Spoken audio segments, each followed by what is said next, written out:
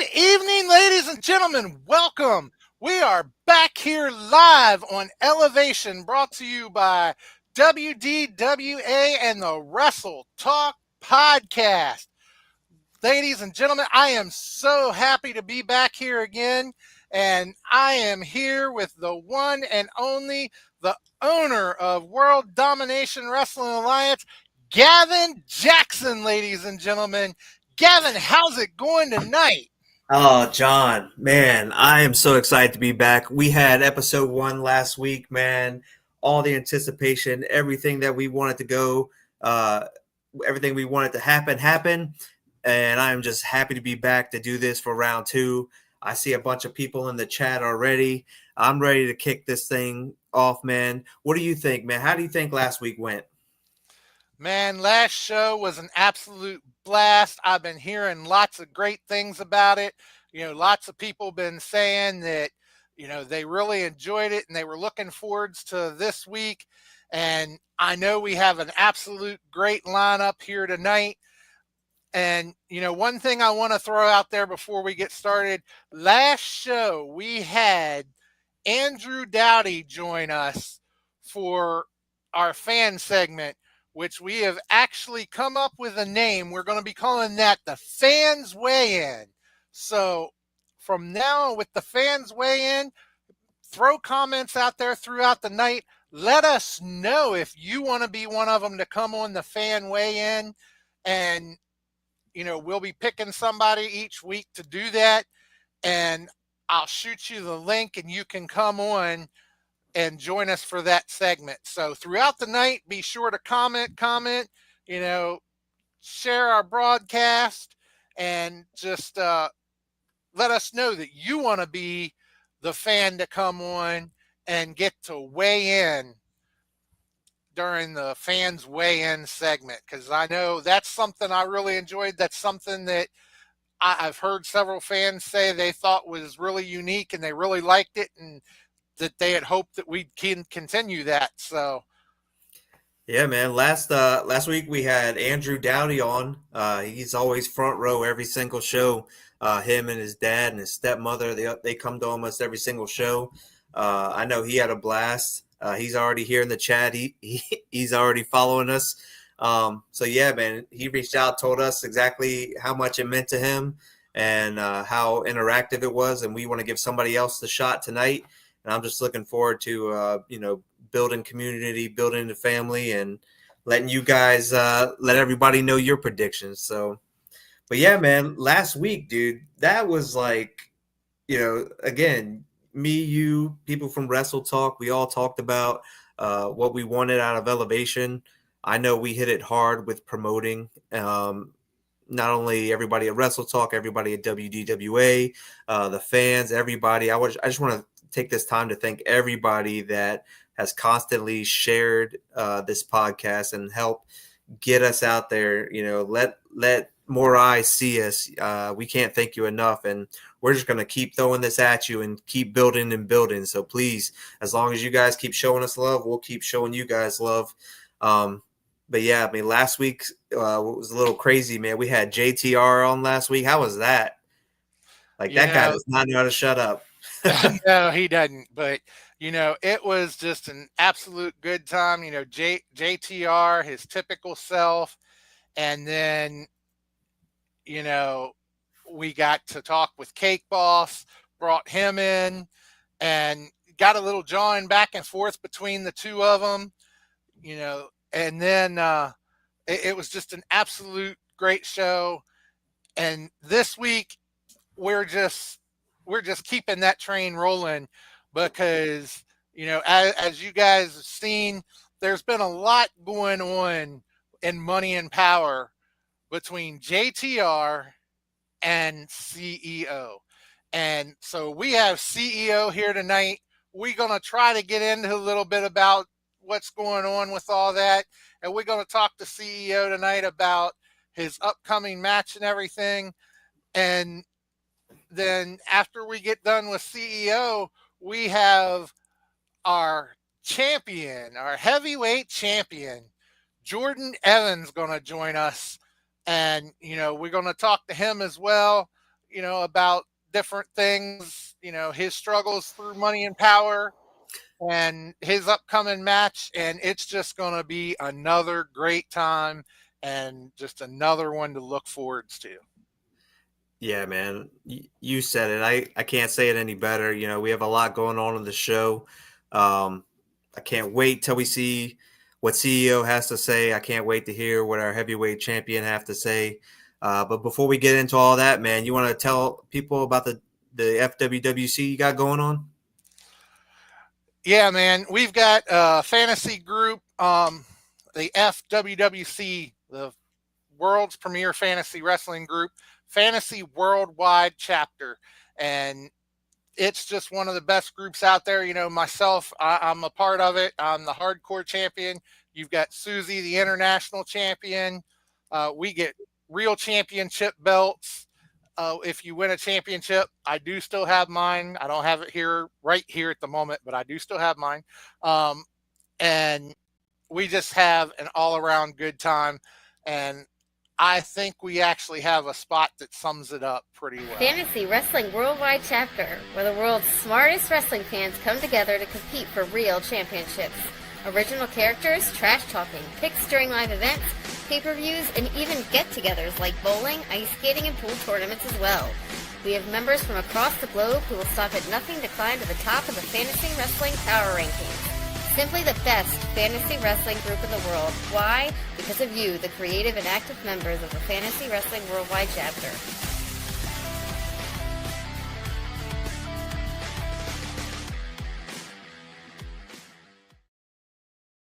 So Boss, correct me if I'm wrong, man. Like we put this up last week, and you started to get people contacting you about joining this. I saw some of the people that help us out on our shows are now contacting the FWWC to be a part of that, man. Exactly, and not just contacting the FWWC and talking to us about it.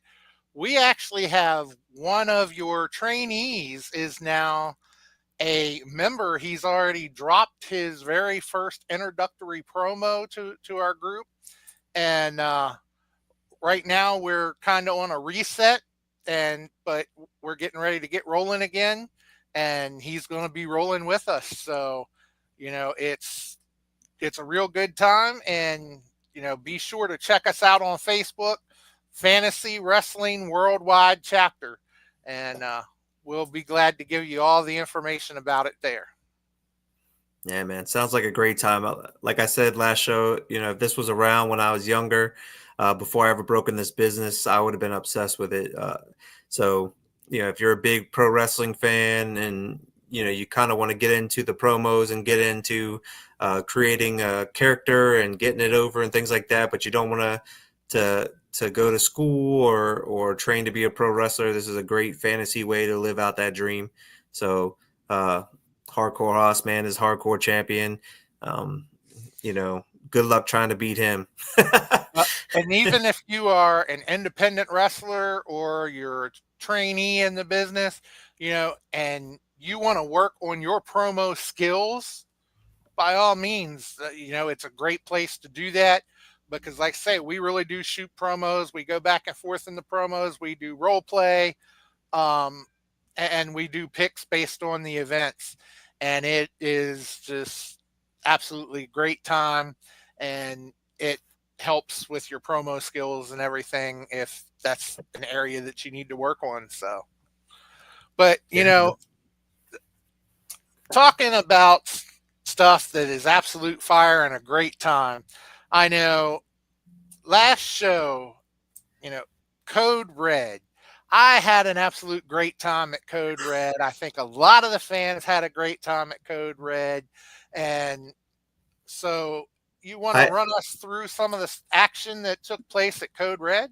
Absolutely, man. Right off the bat, this show was nonstop from the first bell to the very last bell, nothing but full action. The crowd was just as hot at the beginning as they were at the end of the last match. Sometimes as a promoter, you sit back and you listen, and sometimes, if you have too many matches or, just actions just not working the way that you want it, sometimes the fans start to die down. But this was nothing but crowd up, crowd getting hype, showing us love, showing all the supports, and it means that everything we were doing right. It's such a great feeling. But man, we started that night off with the Mid Atlantic Championship match with Cisco and Ranch Hand Carlson. I thought that one could have went either way. Ranch Hand Carlson, is one bad mofo, man. Like, I would not want to mess with that guy. He's, he's doing stuff for the NWA now. He's got so much training under his belt. I know Cisco going one-on-one with him, he had to, pull out all the shots. And honestly, I thought Ranch Hand had it, but that last second, when Cisco pulled him in for a nice inside cradle for the 1-2-3, man, it sort of shocked me a little bit. But again, it's Cisco, and you can never count that kid out. What do you think? Yeah, it was a good match. And Andrew talking about he did a flip. Yeah, he did a flip, all right. But it was a good match. It was a good night altogether. And I did see some new faces in the crowd that I hadn't seen before, so the crowd is absolutely growing each show, and it just keeps getting better and better, I tell you. And to see Cisco back is great. He had been away for a little while, but to see him back in the ring and to be a champion at that, he is absolutely on fire. And Ranch Hand Carlson, I may call him the Walmart Cowboy, but he is very entertaining. And, he seems like a genuine good guy when you get past his rough exterior, No, he's a badass. He's a little trickster, man. He when you think he's showing you love, it's like he pulls the rug out underneath you, man. Like, don't let him fool you. He's like, hey, buy my stuff. Like me enough to buy my stuff. You can't turn your back on that guy. That could be what it is. He could make you want to think that you like him, or think he likes you just so you'll buy your stuff. Yeah. Now, but right after that match, we had a mixed tag match between Samuel Thompson and Valerie versus Tiffany Grady and Gerard Garrett. Wow, man, that was awesome. It was like, the yin and the yang. You had Samuel and Valerie completely on the same page with everything they did. And then you had Tiffany and Gerard that were just all over the place. I don't know what they were thinking about even pairing up for this, but and I don't know if you saw the follow-up video that came out where Gerard took a shot at her and called her the B word, and Tiffany did not take that lightly and slapped the taste right out of his mouth. So I don't look for them to be sharing any Thanksgiving dinners anytime soon, Hoss. No, I don't look for them to be sharing any Thanksgiving dinners, and I don't look for them to be on the same team anytime again soon either.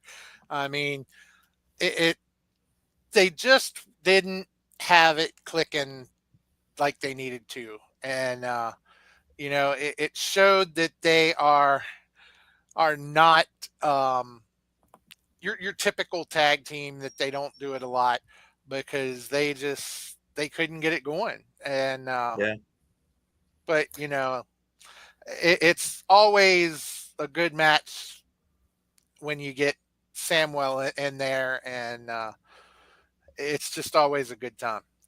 Absolutely. I cannot talk enough good about Samuel Thompson. If you are a fan of pro wrestling, this is an up and comer kid who, I mean, he's top notch. When I watch him work, he reminds me of a younger Dolph Ziggler. Just amazing to watch. If there's any way to get eyes on this kid, please refer him to other people, because he's that talented that he can make it if he wanted to. And I think pairing up with Valerie, they're just, I mean, they're perfect for each other.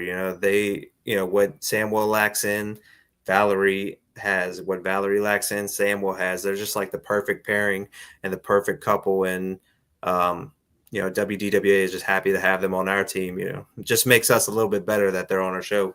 But the last thing I want to say about this match is, Tiffany has this like dark side on her. Ever since she lost to Amara during their women's championship match, it has been nothing but like beeline back up that rung to get that title shot.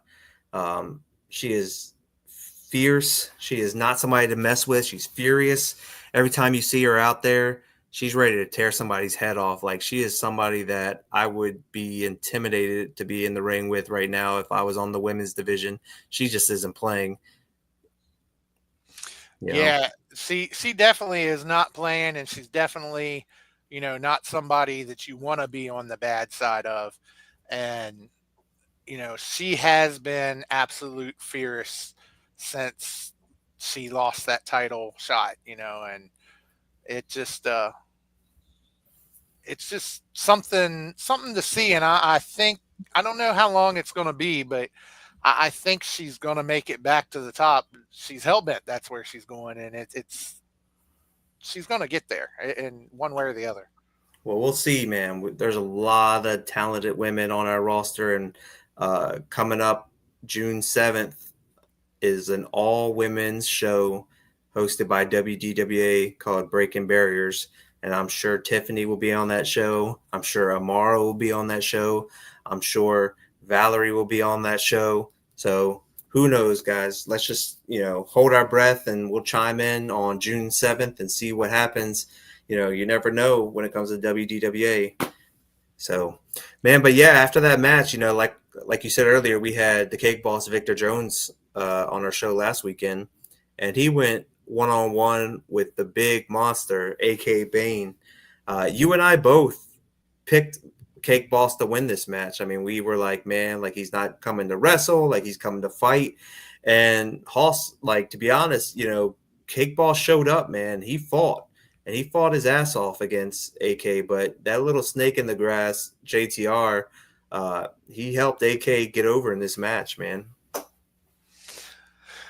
Yeah, he did, and AK is just an absolute monster, and I really don't know too many people who can step in that ring and go toe to toe with AK and just absolute dominated or anything. That it's AK is a force to be reckoned with, and I think that it's going to be hard for anybody who steps in that ring with AK.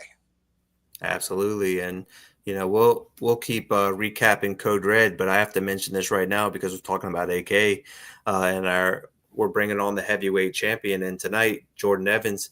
This Saturday night, the heavyweight championship title will be on the line between Mr. Martinsburg, Jordan Evans, and AK Bane. Hoss, man, we'll talk about this later in the show, but man, just I don't know, after seeing the Cake Boss bringing his all, and if JTR continues to be outside, I mean, it's always going to be a handicap match whether you like it or not. Yeah, definitely. I mean, JTR, you have got to have eyes in the back of your head and to keep your eyes on JTR when you're fighting. It really is almost like a handicap match. And JTR is going to show you that money and power is truly the powerhouse, no matter what it takes or no matter who he has to buy off. And I don't know where money and power is going, but they definitely aren't going away anytime soon. Yeah, man, I wish they were. But money's talking. They got lawyers just like WDWA has lawyers. I've tried to reprimand JTR for some of the things he's done. He keeps throwing paperwork in my face. But between Jason Curtis, JTR, CEO, aka Bang, Cassius Carter, you have a whole group of guys right there that they just do things their way. They won't listen to rules. They think they could just buy their way up to the top. And I'm hoping CEO gets some sense knocked into him because he was one of my best friends in this business. Him and I go way back. When I saw him turn on the fans and join Money and Power after nearly losing his life, I mean, he was in the hospital and told that he may not be able to live, with what he was dealing with. The fact that what he would learn from that is to, I'm worried about my future. Let me go ahead and make sure I'm covered financially. But I don't think, the meaning of life is that, it's not all about money. I'm hoping that he's able to see his ways and things like that. And I'm hoping Victor Jones this weekend can teach him that. Because if there's anybody that knows CEO, it's Victor Jones. Those guys go way back. And, I'm just hoping Victor Jones puts him in his place and CEO can wake up from that dream that he's in.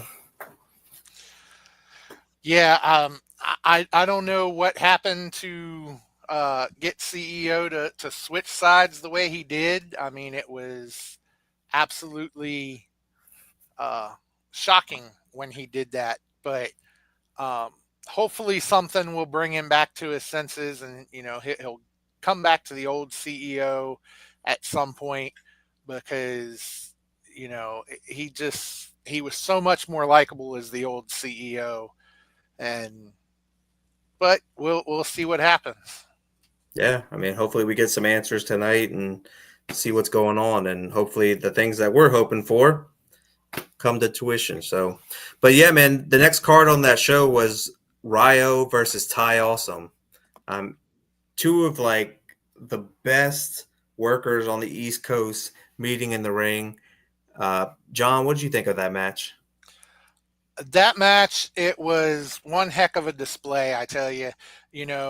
Between the two of them, both of them are absolute top notch in this business. And the back and forth between the two of them was just absolutely awesome to watch. And I don't think at any point someone could have really called definitively a winner, up until the very end. And although when you speak of the end, it seemed a little out of character for Ty, when he started, pulling off his tape and kind of throwing a little temper tantrum there. That was a little out of character for Ty, but overall it was a great match. And Ty has nothing to be ashamed of or really be upset about because he gave it his best and he was in there with one of the best, and he is one of the best himself. So yeah, Hoss, I agree 100%. I had the opportunity to speak with Ty Awesome after the show, and the way he acted, it was all out of frustration. He's so upset. He tries as hard to be the best there is. He's constantly training, constantly bringing something new to the table. And he was telling me, it goes way back to when he faced Beastman 2 years for the heavyweight championship. He was this close and he lost. He was this close in 2 Holy Grails back to back and lost. He went up against the car for the heavyweight championship, this close and lost. And he just gets so close, but yet so far. And, I could see the frustration just sinking in with him. He's that good. I don't know what he's got to do to get to that next level, man, because I don't know what else he can work on. I just think that, it's either bad luck or just somebody's better that day. I mean, every day somebody has your number, so, but that's what that's all about. He's just frustrated. He's frustrated because he just doesn't seem like he can get to that next step. So, hopefully he could work something out. Like you said, there's no shame in losing to Ryo. Ryo is an amazing athlete, and losing to him is still a top notch, a good notch on your belt to just be in the ring with Ryo. But yeah, man, we're just have to wait to see what's next for Ryo and what's next for Ty Awesome, man. I can't wait to see it again. Yeah, absolutely. Because, I mean, both of them, like we say, they are top notch talent. And I know there's nothing but good things ahead for the both of them. And so I just look forward to seeing more out of them. Yeah. And then, man, after that match, it was the light heavyweight championship match with the light heavyweight champion, Just Jay, defending his title against Stan Styles, Tommy Vex, and a newcomer here at WDWA, Mr. Merrick Miami. What'd you think of that match? It was a pretty good match. I enjoyed it.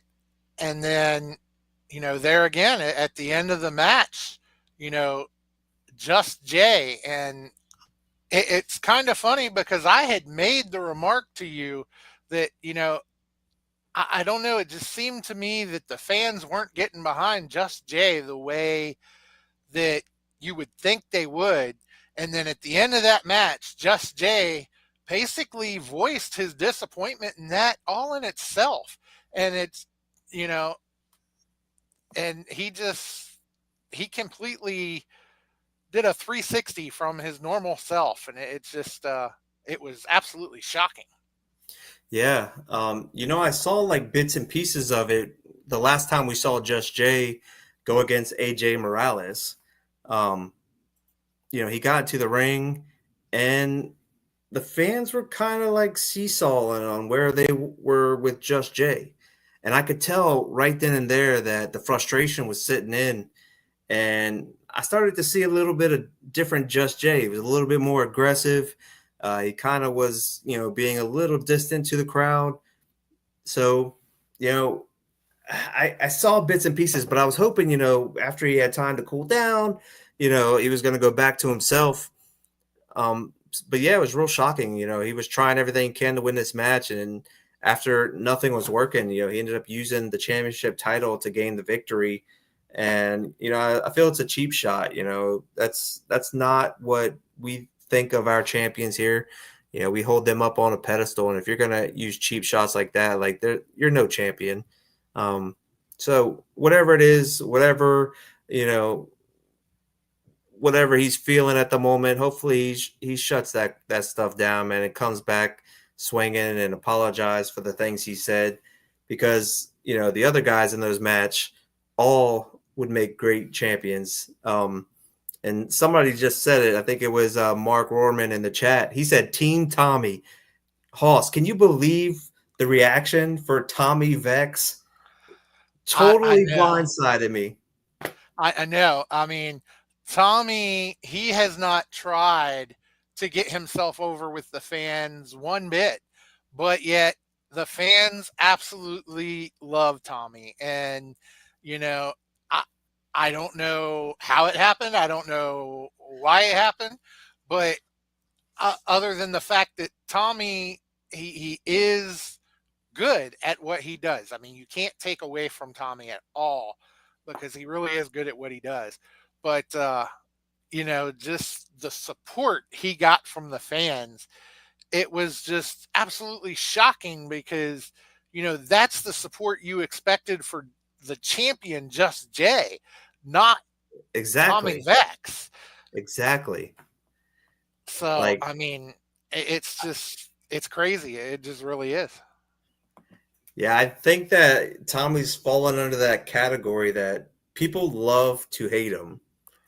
Uh, every time he gets in the ring, whether they're talking about Mary or they're talking about his mom or they're talking about how he's lactose intolerant,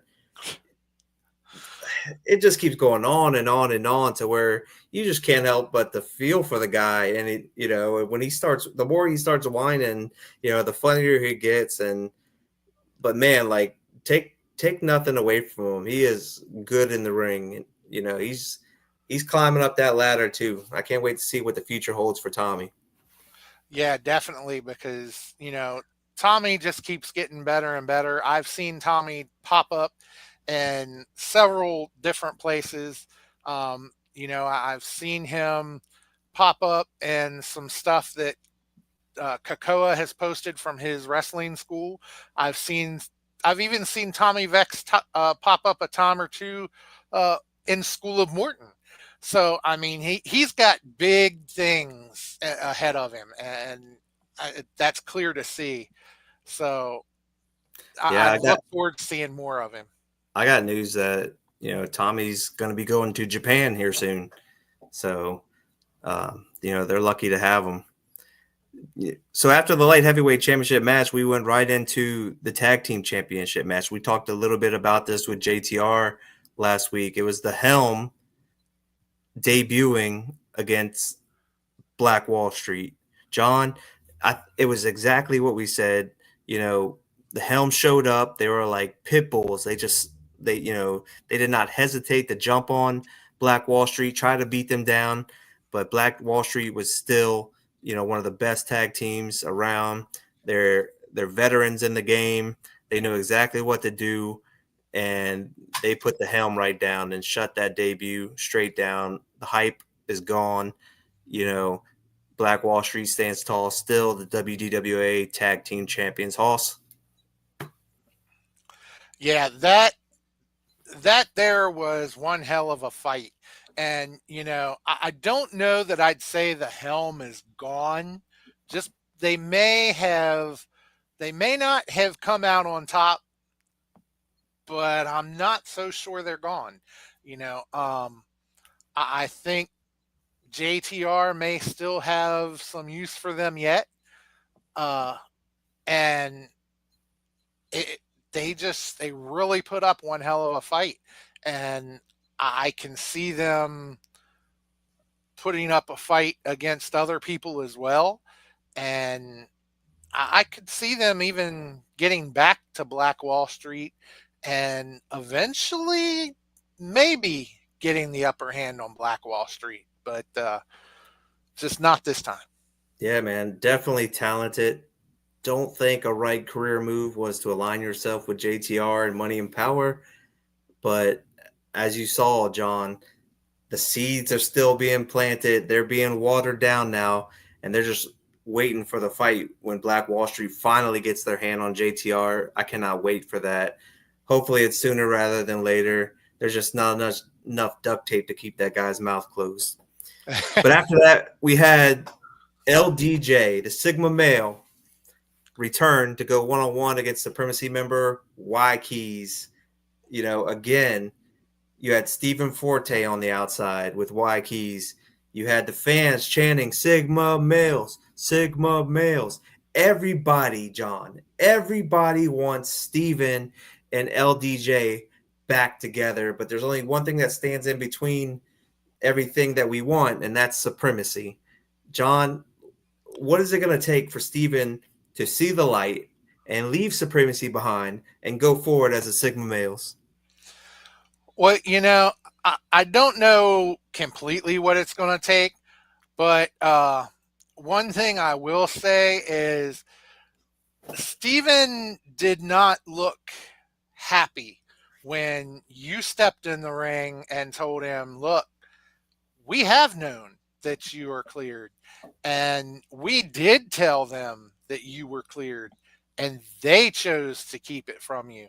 Well, once that came out of your mouth and was confirmed, I think at that point you started to see a bit of change in the attitude of Steven.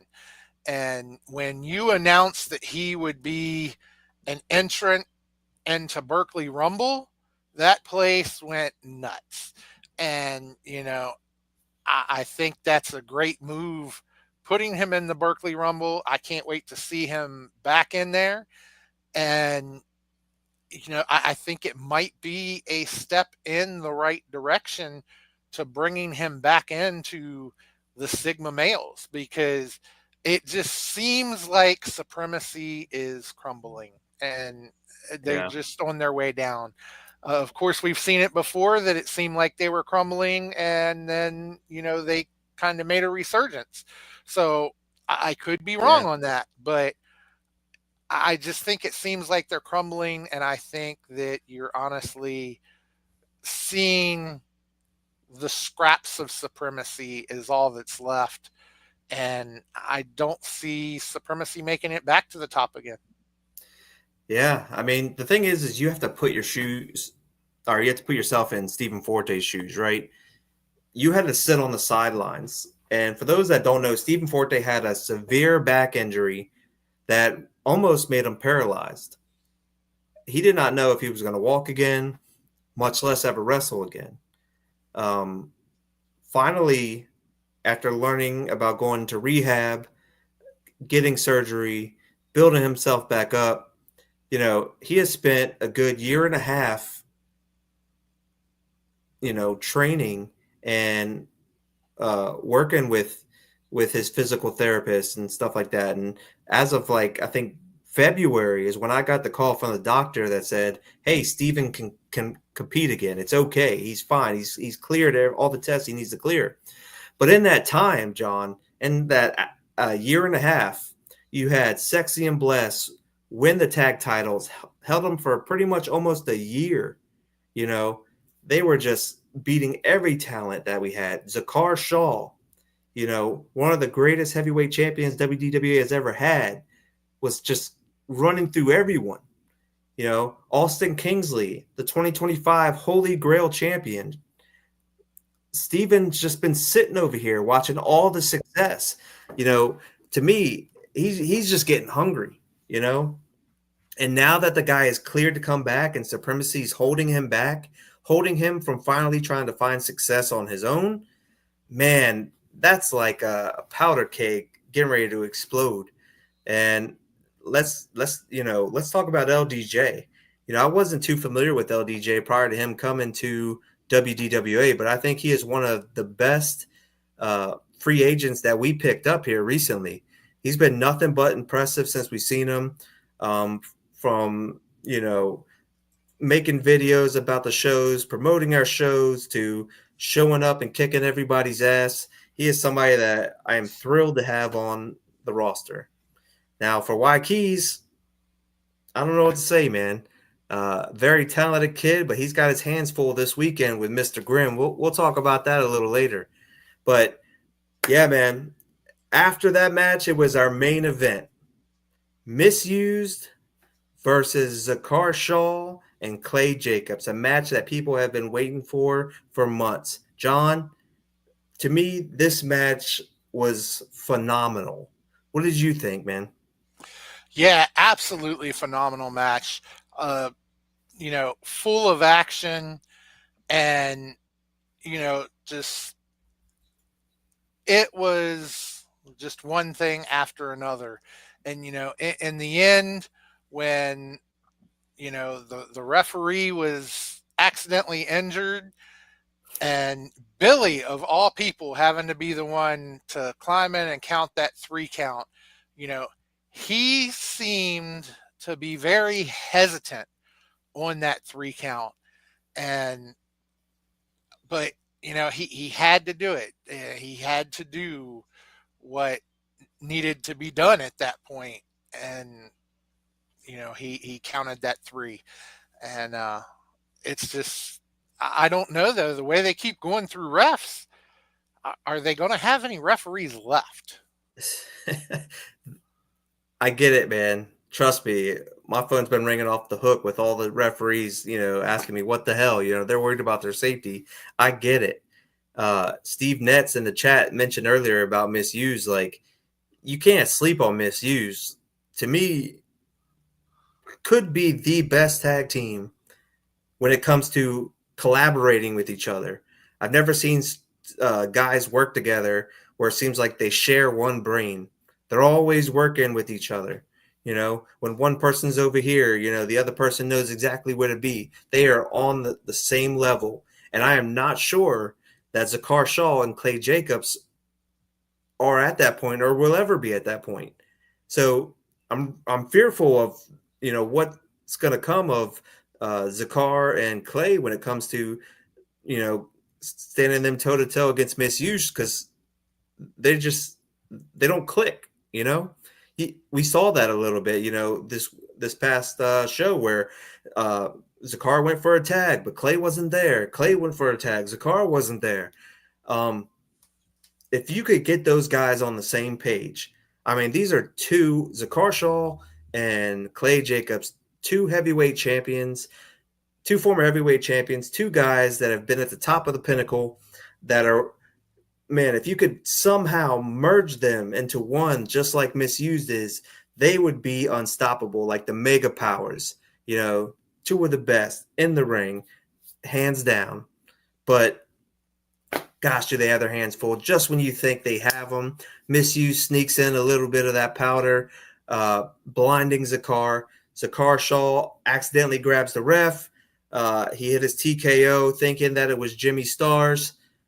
Man, referee got knocked out. We had to go in the back, clear out his eyes so that he can see. I called for another referee, and like you said, man, Billy came down and had to make the count. I don't know what to do, man. My hands are a little tied with running out of referees. I don't know, man. I don't know how this is all going to turn out. And we'll talk about it later with this upcoming show of the match that these guys are going to have against each other this upcoming show. But John, if it doesn't work itself out this upcoming weekend, I don't know what the future holds for these guys. Yeah, I don't know either. It's just there's just a lot going on. Like I said before, with Misused, they are not worried about winning matches. Honestly, they just want to punish people who stick their nose in their business and who get into their world, and that's exactly what they're doing. And it doesn't matter if you're a referee or if you're a wrestler or who you are. They're making sure that they punish you for getting into their world. But, it was an absolute great show overall. Really enjoyed it and looking forward to the next show. But if you missed any of that great action that we were just talking about, or, there was something, maybe you had to get up and go to the restroom and you missed something that we just pointed out, and you were like, I don't remember seeing that. I tell you what to do. In the upcoming weeks, be sure to check out Frontline, and you'll see the replay and you'll get to see things that you may not have caught beforehand. And I think we have a little package here for Frontline that we'll play here real quick.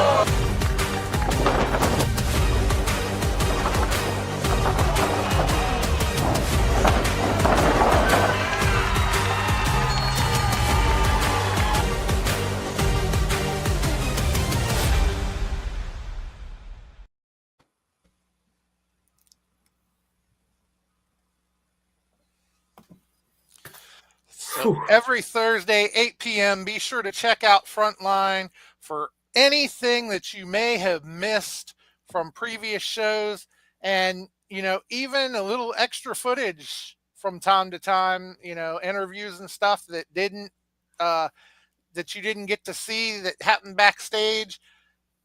Absolute great show. Thank you to everybody who has a hand in putting that on.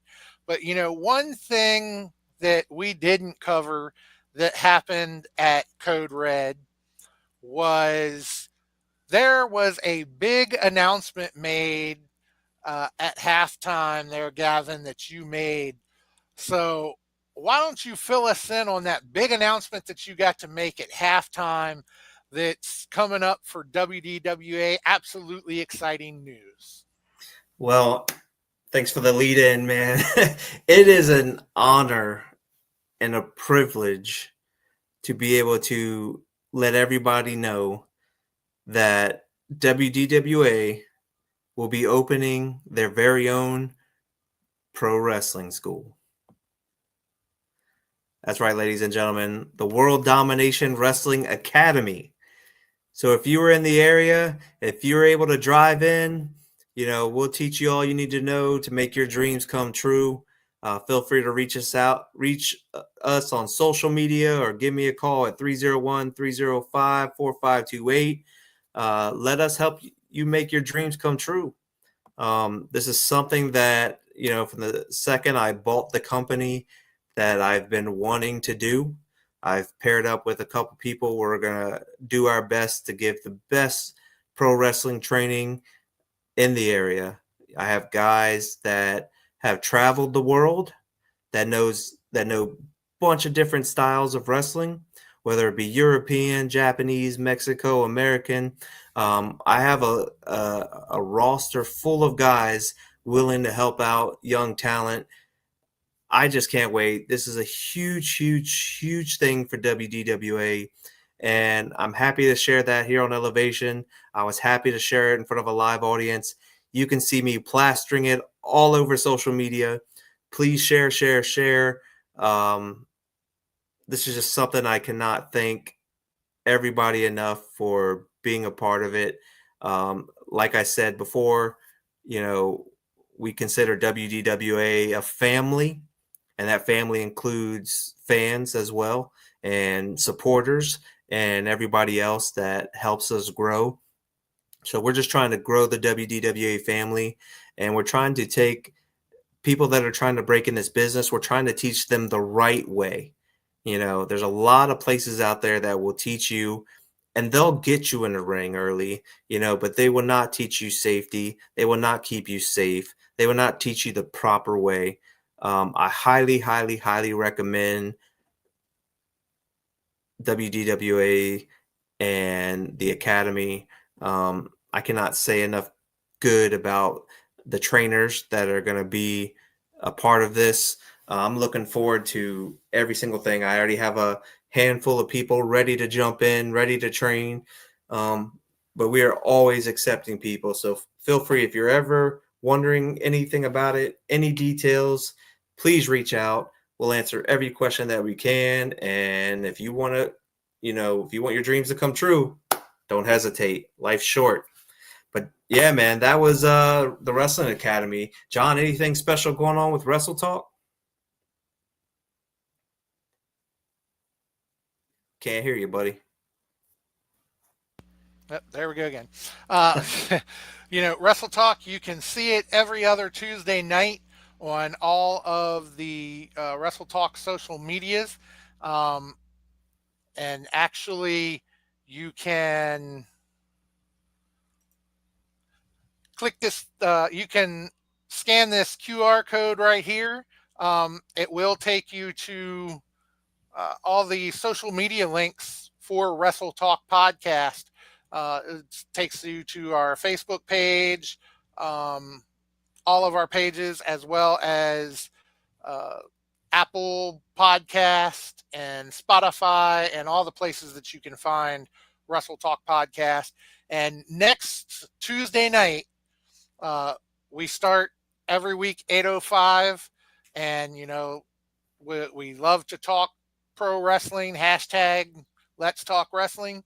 And then the second hour we bring on our guest, and our guest this week will be very familiar to fans in this area, because we will have the one and only Ace Montana on the Wow.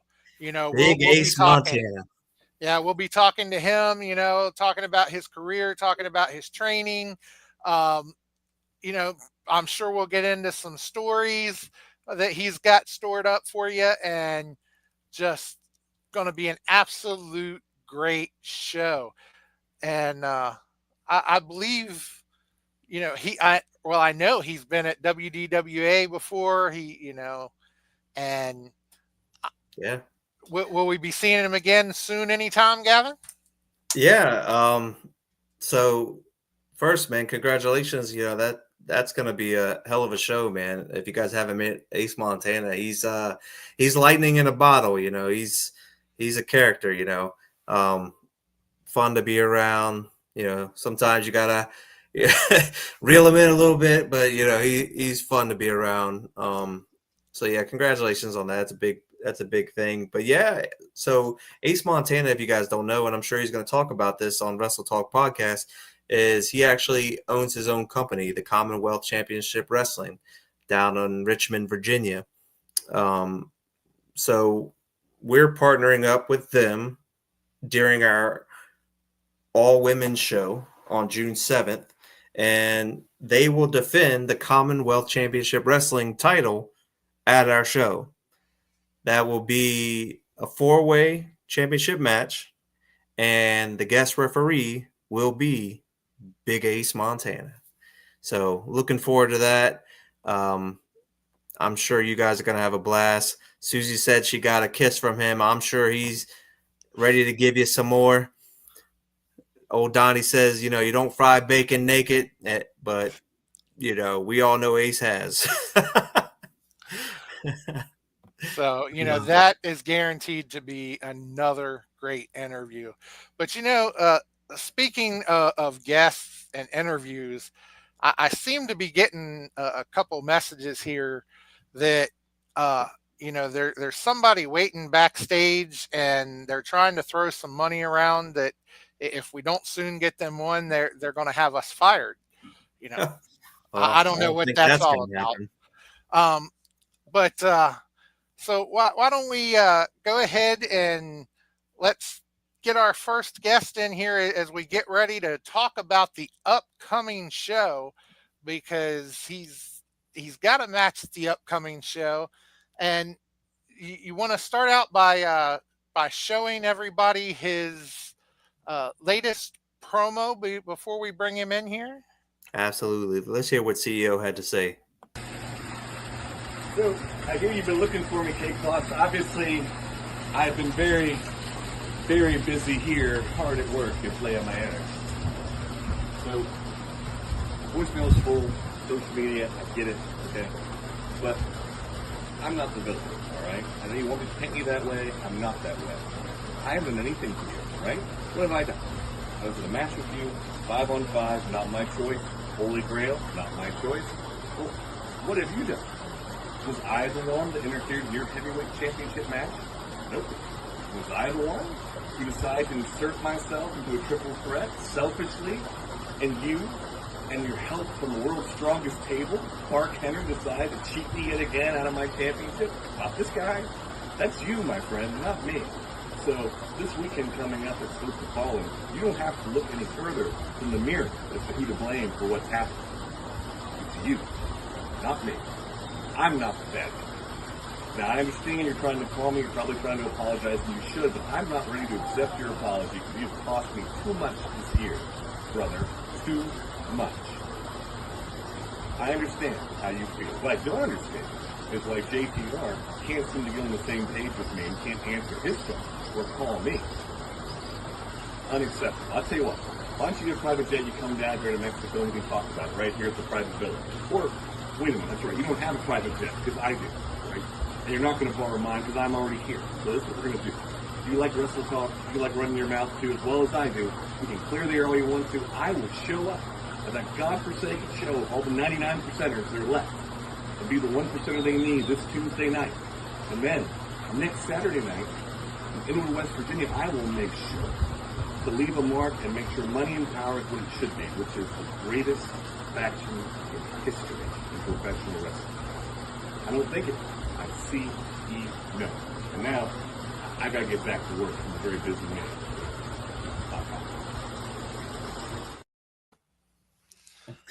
Wow. Some people have all the luck, man. I tell you. So, ladies and gentlemen, at this time, I guess we'd like to Welcome to Elevation Podcast, brought to you by Wrestle Talk Podcast as well as WDWA. Mr. CEO. How's it going, Charles? Thanks for meeting with us. I'm always happy to be here for the people when I have to be here, because obviously if I'm not here, I'm not going to get an audience with JTR who can't bother to pick up his phone. That's fine. I'm not upset about it. It is what it is. We're going to work through it. It's going to be a great weekend for us. It's going to be a great night tonight. And all of us are going to look forward to some gold when Jordan Evans goes down this Saturday night in West Virginia to AK Bain. You know it's going to happen. I know it's going to happen. His days are numbered, and that is beautiful. Well, I can't agree with everything you said there, man. Jordan Evans is a hell of a champion. I think it's going to take a lot to try to put that guy down, whether it be a monster, I don't know. But he ain't going to go down lightly. But since you brought it up, we asked JTR last week to confirm, let us know, is it true? You bought in to Money and Power, right? So is it a 50-50 split? Does one of you guys own more than the other? Can you explain to us the deal that's going on? I'd be more than happy to explain. It's very simple. See, it's a simple partnership. He's got half, I've got half. So when I hear him do things I don't agree with, it upsets me. I understand he's an entrepreneur. I respect his entrepreneurial spirit. I want him to go out there and try to be as best as he can be. I know sometimes he rubs people the wrong way, the way he acts. I get that. But I also know his passion for this business and his desire to be the very, very best, and I support that. But it is, as far as I understand it, a 50-50 arrangement. So it's 2 yeses and 1 no. And if it's going to be a no from me, like the helm, and it's going to be a yes from him, problems are going to happen. But we're going to clear the air. We're going to figure it out. New business propositions are like that. You start up, you feel your way through it, and you try to make it the best that you can. And at the end of the day, you see if it works, great. If it doesn't work, you make changes. That's just how life works in business. You guys both look like and act like, and I know you guys are both successful businessmen. When you put somebody in the room that's very similar to you, that you're going to bump heads. What made you guys think this would be a good business deal? CEO, forgive me for just being blunt with you, man, but you had the whole world in front of you. All the fans loved you. You're former, heavyweight champion, tag champion. You've won all the titles, Why on earth would you have ever teamed up with Money and Power and JTR to even begin with? What did they have to offer you? To offer me, it's a business venture. It's as simple as that. What did the Sweet Elite offer me? Nothing, other than an opportunity to be great. These were guys who were like-minded, right? These are guys who wanted to be the very, very best. As I recall, there was a certain group called Sin back in the day that had a very similar proposition to you that you also bought into. Hook, line, and sinker. Good and bad with that, right? Both ways. And there's advantages, strength in numbers, so to speak. And as you mentioned earlier on the podcast, what happened out in September is not some kind of a joke. It's not some kind of a work. Me in that hospital bed is not some promo photo, fake news kind of event. That's a real thing. When you get to that kind of point, you have to look and see who's got your back, who doesn't have your back. Is it reasonable to buy into Money and Power? And at that time, you buy low, you sell high. Obviously, there have been some reversals that way. That happens in business. Stocks go up, stocks go down. But in the long term, what do we really have? We have an opportunity to have some of the greatest minds and some of the greatest physical specimens in professional wrestling. I know Cash is going to be back. People know he's got his way through the business that way. He's got experience. You try to deal with it. Everybody deals with injuries from time to time. He's going to be back to be better than ever. AK Bain is a true monster. He's one of the few people in professional wrestling, and you guys both know this from being near in the ring out with me. Nobody realizes how big physically CEO is until I actually get into the ring, get next to you, and think, oh my God. When I bill at 6'4", 270, you're like, that can't be true. Oh no, it's a legitimate billing. AK may be as big as I am, and he has no sense. He has no rules. He has no, other than wanting to squeeze everything to death, he has nobody that can try to control him other than money and power. So when you put those pieces together, and I won't forget Jason Curtis, because obviously he's a true soldier. He's been there time in, time out, day in, day out for the whole journey. All these pieces, the intelligence, the physicality, those all are pieces that tell me this can be and should be greater than supremacy, greater than any group that's ever been in WWA history. It's going to take a little time to try to put it together. I want to be on the same page. We should be on the same page. If we can't be, life happens as well. But there's a reason to do that, a reason to join them with that. You're right. I've won every title in every company I've ever wrestled in, all the gold. And I'm very blessed to have that. I don't make any excuses for that, good, bad, or indifferent. But this time, career-wise, I'm not only built to win, I'm also built to last. And in this group, this has all the markings of the greatest pro wrestling faction ever. So you make the point, like you're buying in so that you can cash out high later. You should know better than anybody else that it doesn't matter what you've done in the past. It doesn't matter what you're going to do in the future. In pro wrestling, it only matters what you're doing right now. And right now, you have lost all respect from the fans. You have lost everything that was great about you in that ring. And I think somewhere along the line, you've lost the talent. I want the old CEO back. The people want the old CEO back.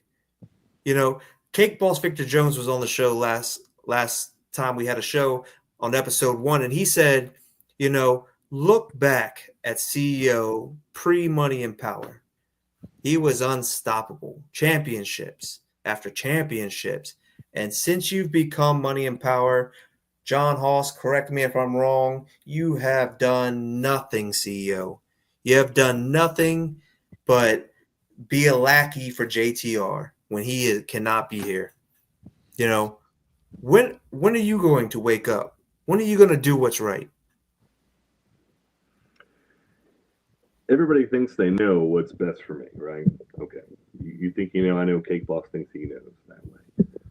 But sometimes what's best for business is letting it develop and see where it goes. Patience is part of business too.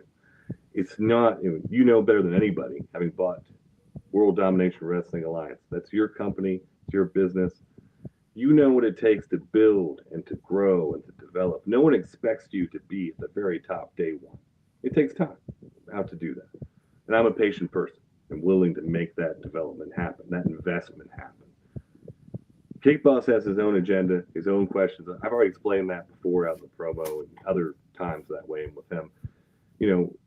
Brothers fight. That's life. That's how life is. He's on one path. I'm on another path that way.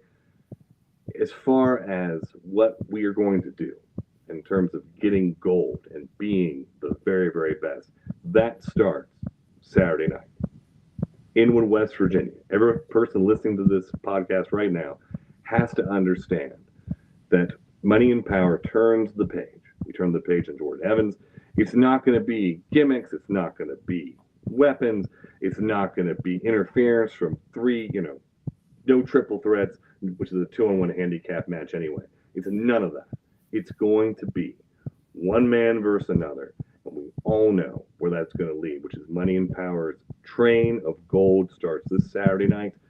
Success, it fixes a lot of problems, right? Right. What's the greatest revenge is success. That's what our great, glorious leader today, President Trump, says, right? That's what it is. Success is the answer to all your questions. And that's going to happen. It's going to happen this Saturday night. John, I know you're sitting back, taking it all in, man. This Saturday, it will be Sweet Elite going one-on-one against each other again. These guys have been wrestling for damn near a decade now.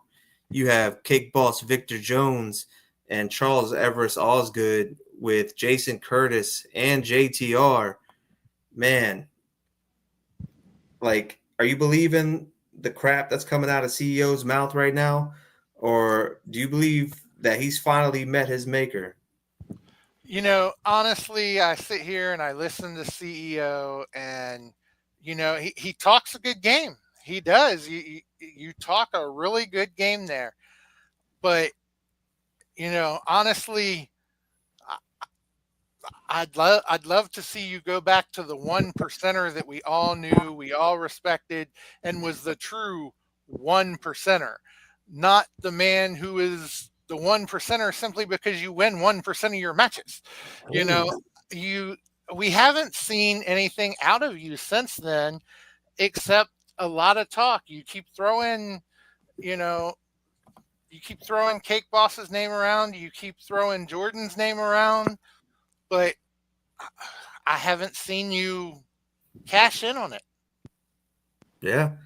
I mean, you've had 2 heavyweight championship title matches that went nowhere. Went nowhere.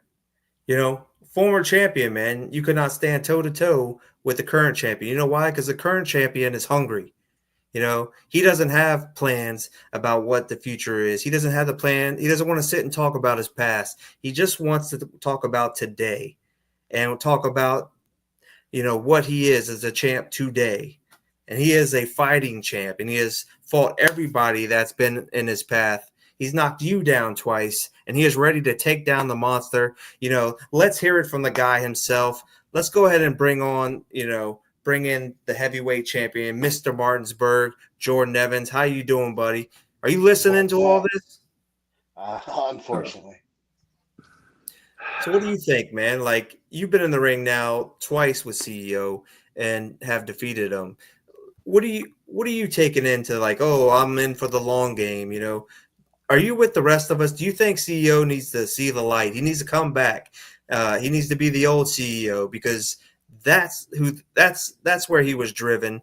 That's when he had the goals of today, wanting to be the best today. That's the CEO WDWA fans want.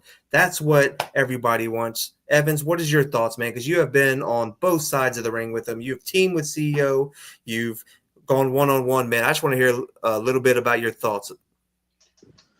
I had a lot of respect for CEO as a person and a competitor before, he, sold out to Money and Power, bought into Money and Power, whatever you want to call it.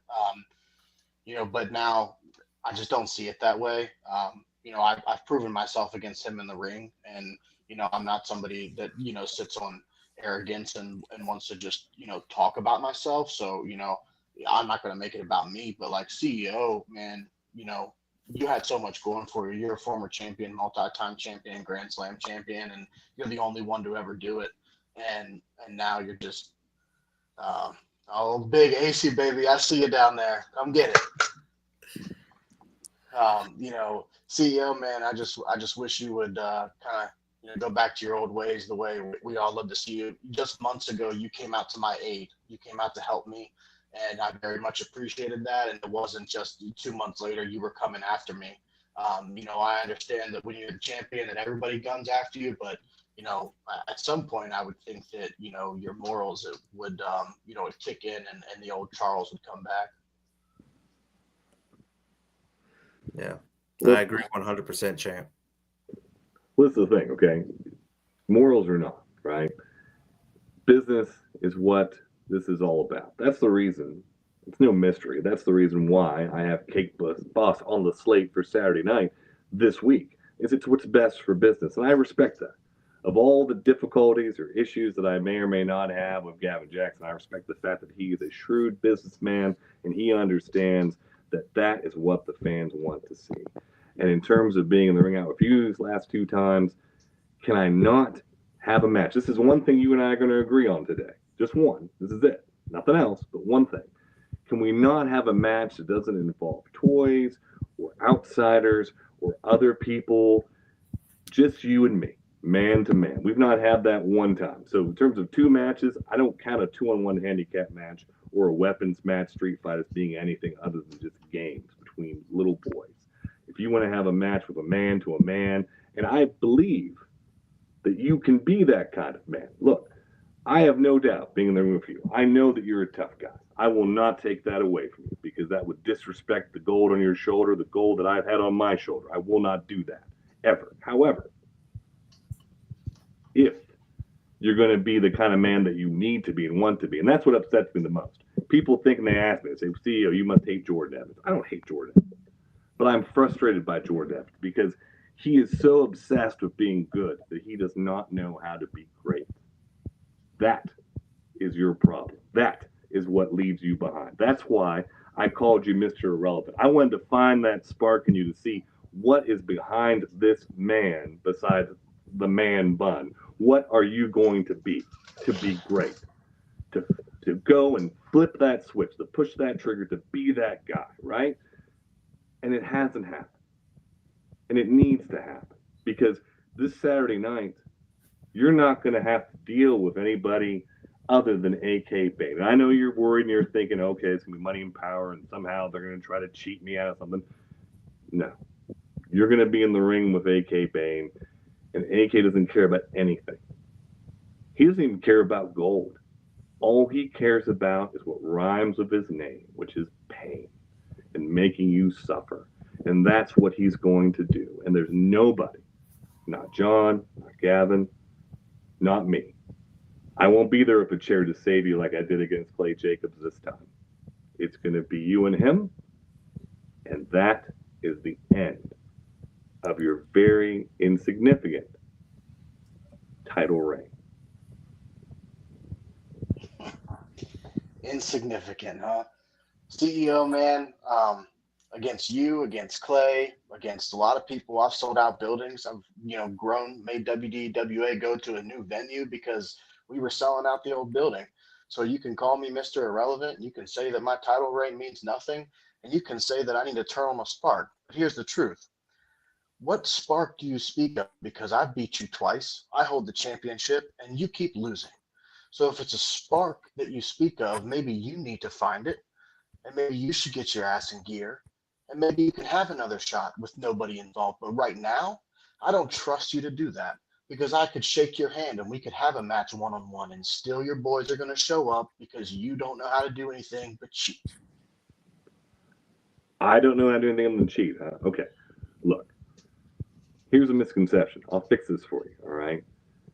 Nobody has to cheat if they have what it takes. I won't disagree with you there, but there are times when people have to learn their lesson.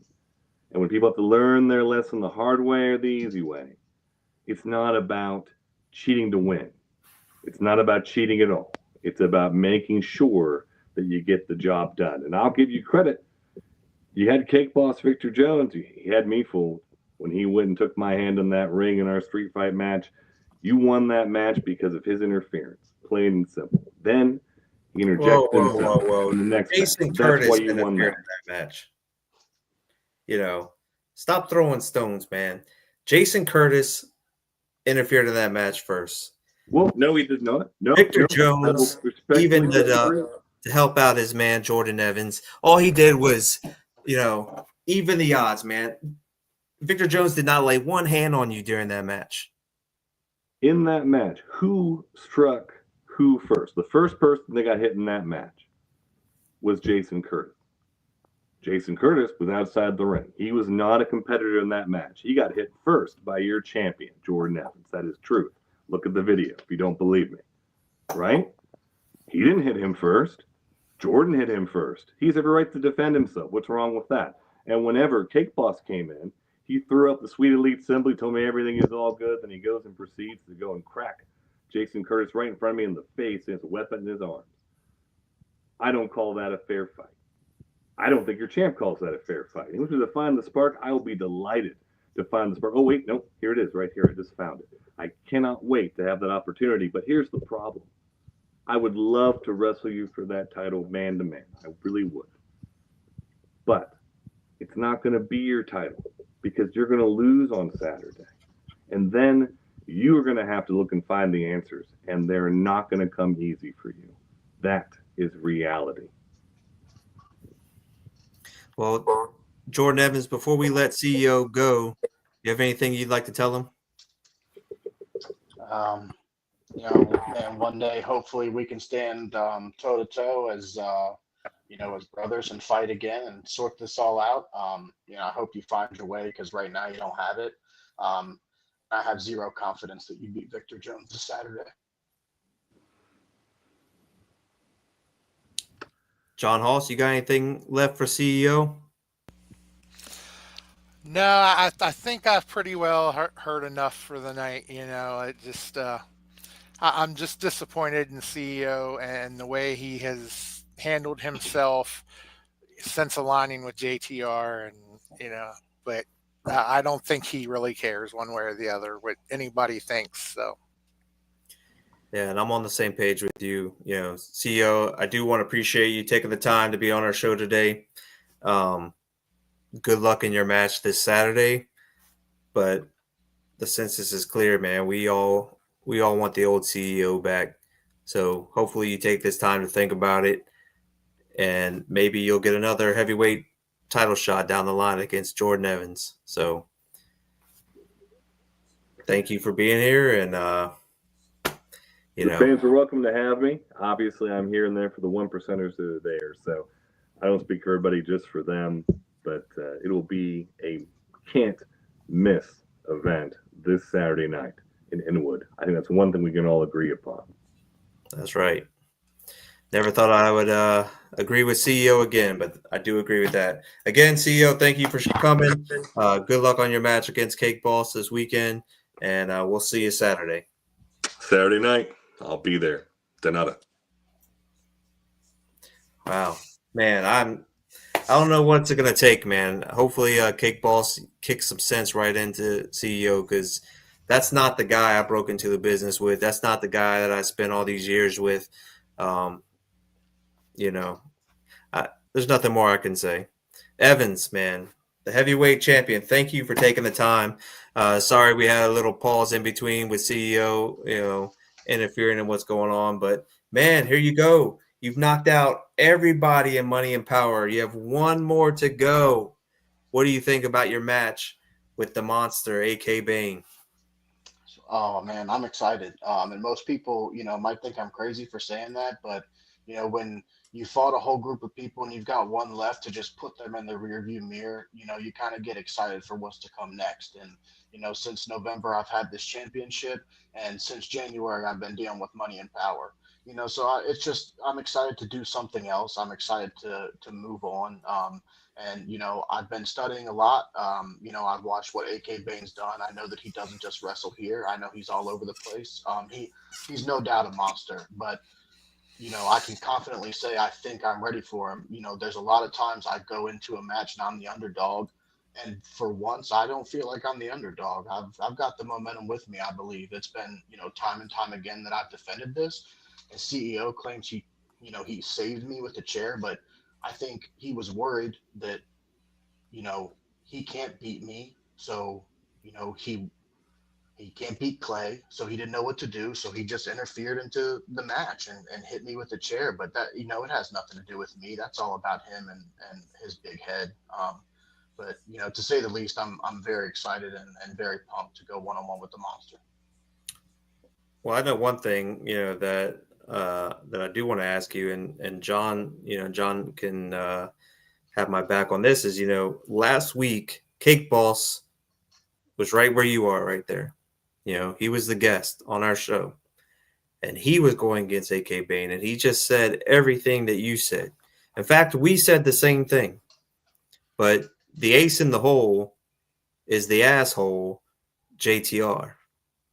You never know what you're going to get, man. Like, how do you plan, up against such a huge match when you have guys like JTR and Jason Curtis ringside? We said it earlier in the night, John, didn't we? It's more like a handicap match.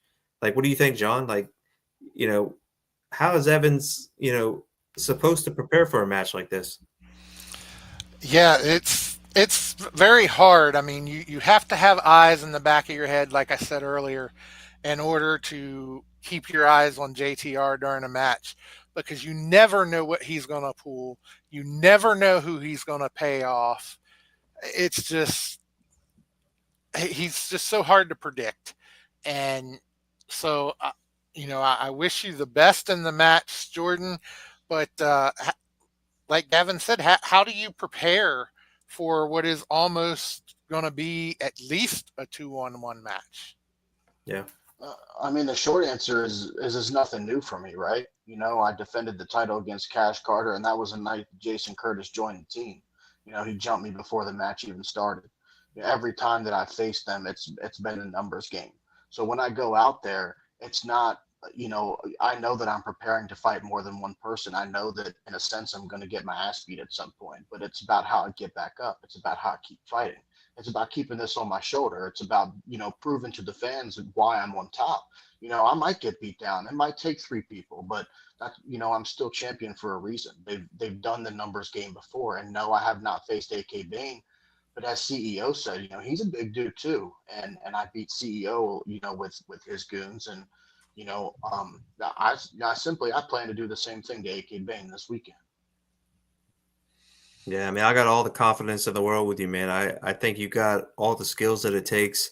I'm a little worried about, the goons on the outside, but I can tell you right now, one-on-one match, I guarantee you have what it takes for Bane. I just hope that you got eyes in the back of your head, man, going into this Saturday, because you're going to need them. Evans, you and I go back a little ways, man. I've always been a fan of yours. I wanted to get into a couple, personal things, about Jordan Evans. One thing that I know about you, man, is, you have a big background in basketball, man. You want to tell me a little bit about that basketball career? Because I played ball myself, man. I played for N1. I grew up on the court, man. Like, tell me a little bit about your basketball career. Yeah, that's a good one. Not many people bring that up. I Yeah. played basketball my whole life since I was about 3 years old. My brother played, and it's just as a kid, I always kind of wanted to do what my brother was doing. And basketball was something that I kind of fell in love with over everything else: football, baseball, that stuff. Basketball, my first dream was to be in the NBA. You see my build, not likely, but yeah, that's what I I'm right wanted there to with do. you, man. I get it.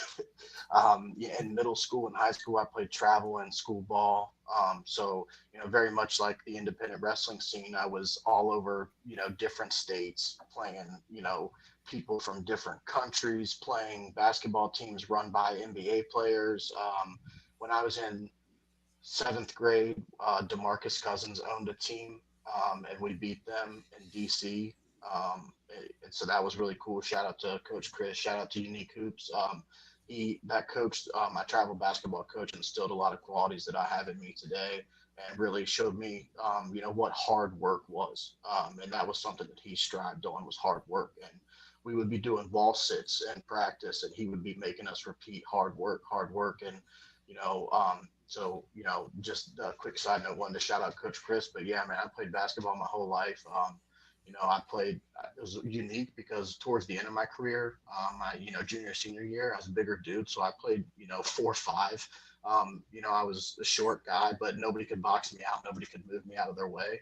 I was a power lifter in high school. So, at one point I could deadlift, right around 600 pounds, could squat right around 600 pounds. So, I was like a little bowling ball. Yeah, and like I heard some of this stuff about you, man, and that's why I wanted to bring it up is you're a hell of an athlete. A lot of people don't understand like what you're bringing to the table as the heavyweight champion. They see physical size with you and AK, but people don't understand, man. You're a badass, like you have what it takes, man. Like whether it's on the court or in the ring, um, you know, you've always been successful, man. I've gotten to meet some of your family. You come from a great family. Um, you just had another child recently, man. Congratulations. Uh, you're up to 2 now. Like, uh, man, like you are a killer, dude. Like killer dad, heavyweight champion. Like, you're fighting for everybody right now. It's not just, the eyeballs aren't just you looking at you in the mirror. You have a family that you're setting the bar for. the fans, the expectations, everything like that, all the coaches that put all that time into you, man, you are, you're showing them that nobody wasted their time on you, man, that you have everything that it takes, that you're that damn good. And I love having you as the heavyweight champion.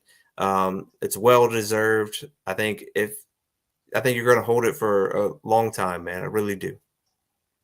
I really appreciate that, man. And, yeah, like you said, I'm not just fighting for myself. My life changed, so much that my first time back at WDWA after I stepped away for a while, I came back and I was a different person, different energy. I was fighting, not, I said at my first, time I had the microphone when I came back is you're going to see a different Jordan Evans. I'm not fighting just for myself now, married man with 2 kids and you got food to put on the table and what kind of dad would I be? What kind of example would I be? What kind of champion would I be if I sat here and, said that I was scared of AK Bain or told you that I didn't think I could win? Yeah. Yeah, man. One dad to another, man. I know exactly how you feel. Like there's nothing you wouldn't do, and it's important that you set that example. And if it takes moving mountains, man, you're going to move those freaking mountains. And, AK is a hell of a mountain, man, but, better you than me, I guess. But yeah, man, we talked a little bit about your family. One thing I do want people to know about is, it hasn't all been good with you, man. You've had a lot of ups and downs during this heavyweight championship reign that people don't understand. People don't understand. Your mindset all the time. That sometimes it's hard to keep your head in the game. And like I said, I got to know your family. I got to know your mom, your sister, your brother. And I found out that your father, man, that he almost lost his life earlier this year. And he was put in a coma. And I mean, you couldn't get much more closer to death than your dad got. And I know like your whole family was dealing with this, man. Like, do you mind talking a little bit about that and how you find the strength to still show up and fight when you show up? Yeah. The thing with my dad's a vulnerable spot. He always told me that, when I first started wrestling, he would always ask me, when am I going to make it big? When are you going to, take care of me and all that stuff. So, wrestling means a little bit more now than it ever did.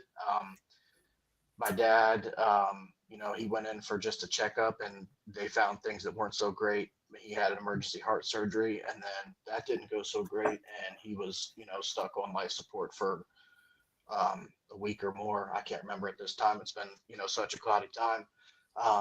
And then, while he still wasn't even awake yet, in the cold weather, my house flooded. So lost a bunch of my stuff.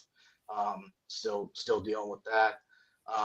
And then a week after my house flooded, I had my second baby. So, that was a very bright spot in a dark time, but also not easy to deal with because, dealing with a newborn baby, trying to be champion, trying to take care of your family, trying to, take care of your house and all the things that are going on. It's a very challenging time. But what kept me going is, everybody else has tough things going on too. And everybody that buys a ticket to come see us, they have tough things going on. And when they come in the door, it's not about what they're going through, it's about what they're coming to see. And, for those people that show up for that escape, I wanted to be that escape for them.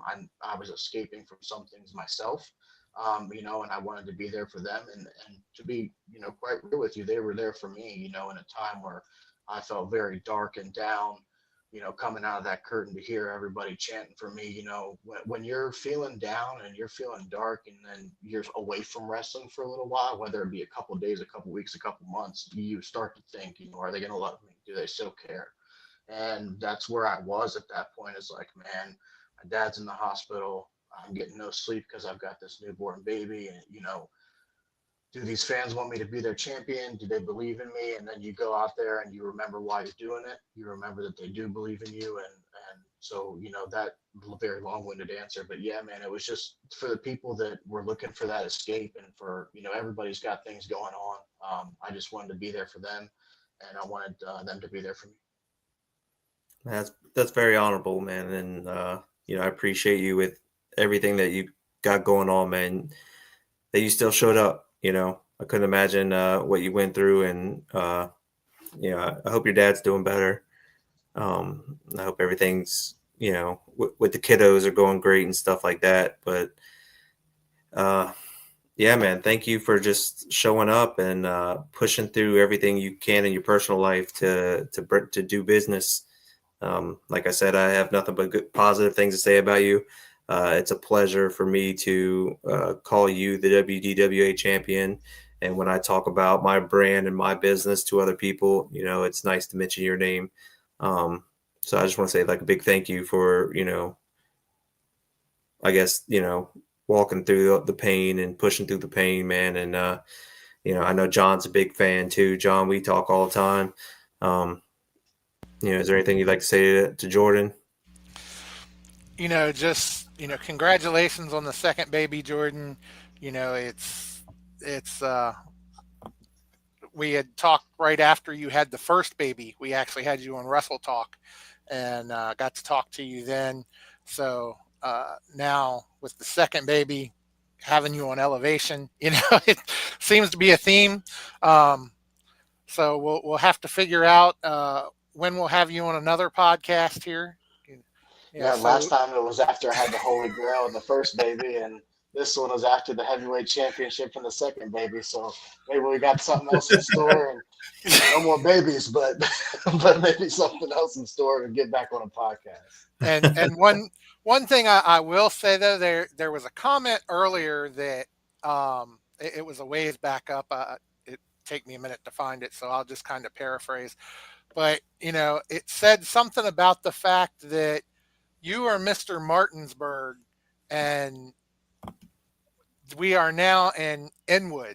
But that just goes to show they may call you Mr. Martinsburg, but you are very quickly just becoming Mr. West Virginia, period. Yep. It doesn't matter where you go. Jordan Evans is going to be on top and come out on top. So just Mr. congratulations. Got a nice ring to it. So congratulations on everything, and we really wish you the best this coming weekend against AK, because he is a monster, and I don't know, it takes a lot to focus on him, but then you've got JTR on the outside, and I just don't know how you're going to overcome that. I know you've overcome it before, but just AK is a totally different level. And Danica made mention earlier, and hate to call her out on this, but she made mention earlier that just don't let them ringside. Well, when the match is going on, that's your job.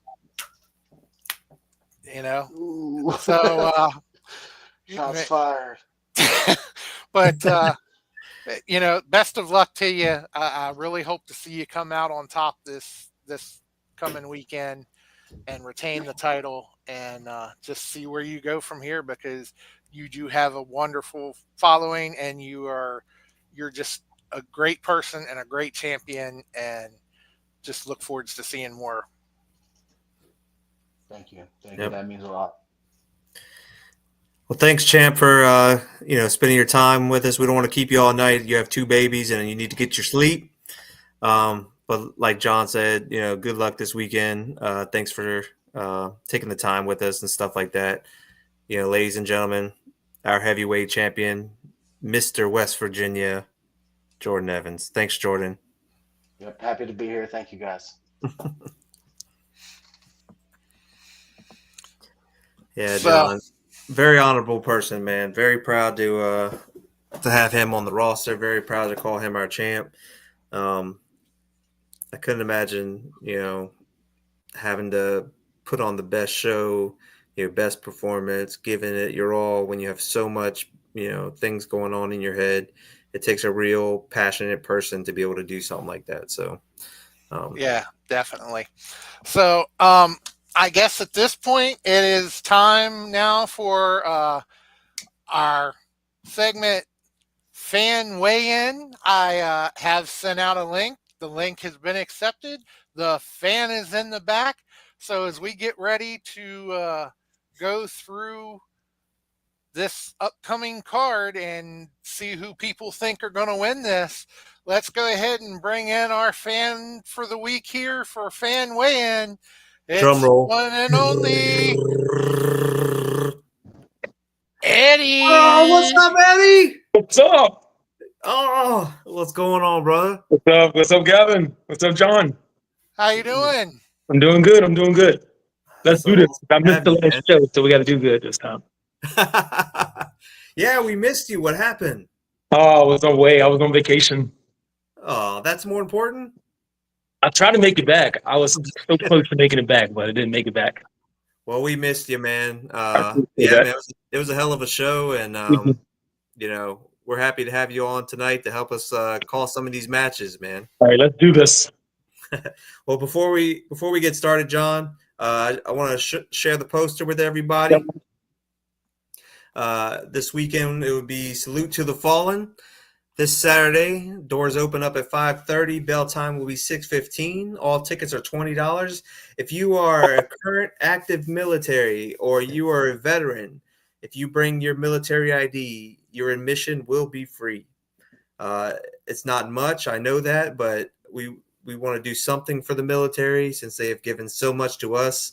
So we want to try to put on the best performance as we can for everybody that has served. And, you know, please, if you know somebody that is a part of the military or is a veteran, please share this poster with them. We just want them to come have a good time, and no worries at all. Admission is free. We just want to come show you some love. So looking forward to it. John, what do you want to start with, buddy? Hey, you know, there are so many great matches on this card. Why don't we start with one that was announced last show? We can talk about Y Keys versus Mr. Grimm. Ooh, that's a good one. Wow. Well, first, guys, let me say, you know, if you guys aren't familiar with Mr. Grimm, holy, like, this guy has been all over with NWA recently. You know, he's been a shining star, a shining rookie for them. He was a free agent. They picked him up. He's doing a lot of shots for them, and he is impressing everybody over there. I have known him since I broke into the business. Him and I were kind of the guys that would show up trying to get booked, you know, setting up chairs, things like that, you know. So I got to know him over the years, and I've seen him progress so much, you know, to where he is just an unstoppable force. And every time, you know, you get to watch him in the ring, it's nothing but a pleasure, you know. And, you know, I'm not sleeping on Y Keys. Y Keys he brings so much to the table. He's got a nice look. He's got a nice size, which makes him very agile. He talks a lot of crap, but he also backs it up. I'm looking forward to this. Eddie, who do you think is going to take away the victory in this? Keys is my voice. I'm gonna have to go with Keys. Why Keys? Even though he wants to hit your cat? I know he called my cat ugly, but I forgave him. So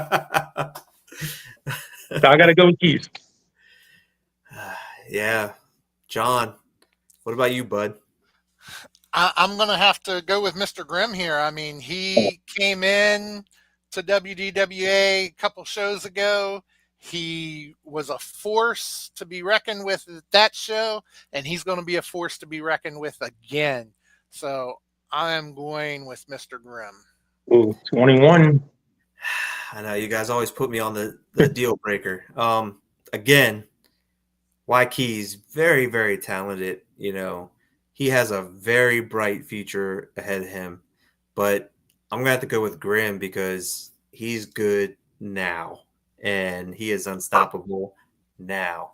And even though Y Keys has a bunch of accolades, I have no doubt that he is going to continue to get better and get better and get better. But I think at this moment, my money's on Mr. Grimm. All right. Now, our crowd seems to be split. I've seen several people saying, you know, Mr. Grimm is unstoppable and that they're pulling for Mr. Grimm. And I've seen some who have said that they're going for Waikese. So, Yeah. the crowd just seems to really be split on that.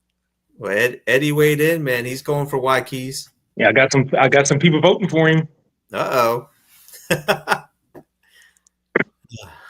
So, all right. Well, let's see what match we got next here. Oh, man. The This one, six-person tag match here, the mixed tag. when this match right here got put on social media, former WDWA owner put up that he would drive almost 4 hours to come see this show if he didn't have a show going on. It's because of that match.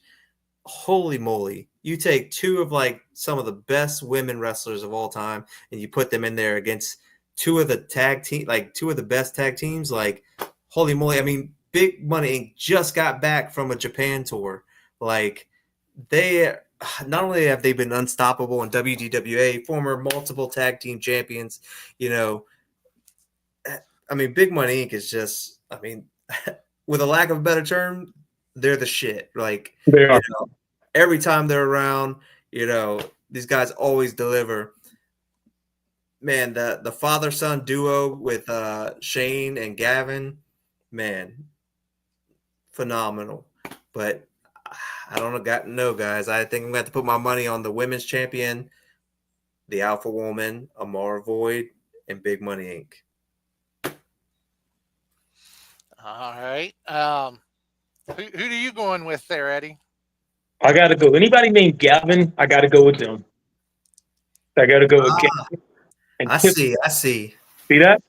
And Tiffany's my girl. Tiffany secretly loves me, so I got to stick with her right now. Yeah. I see you guys showing each other love. Yeah.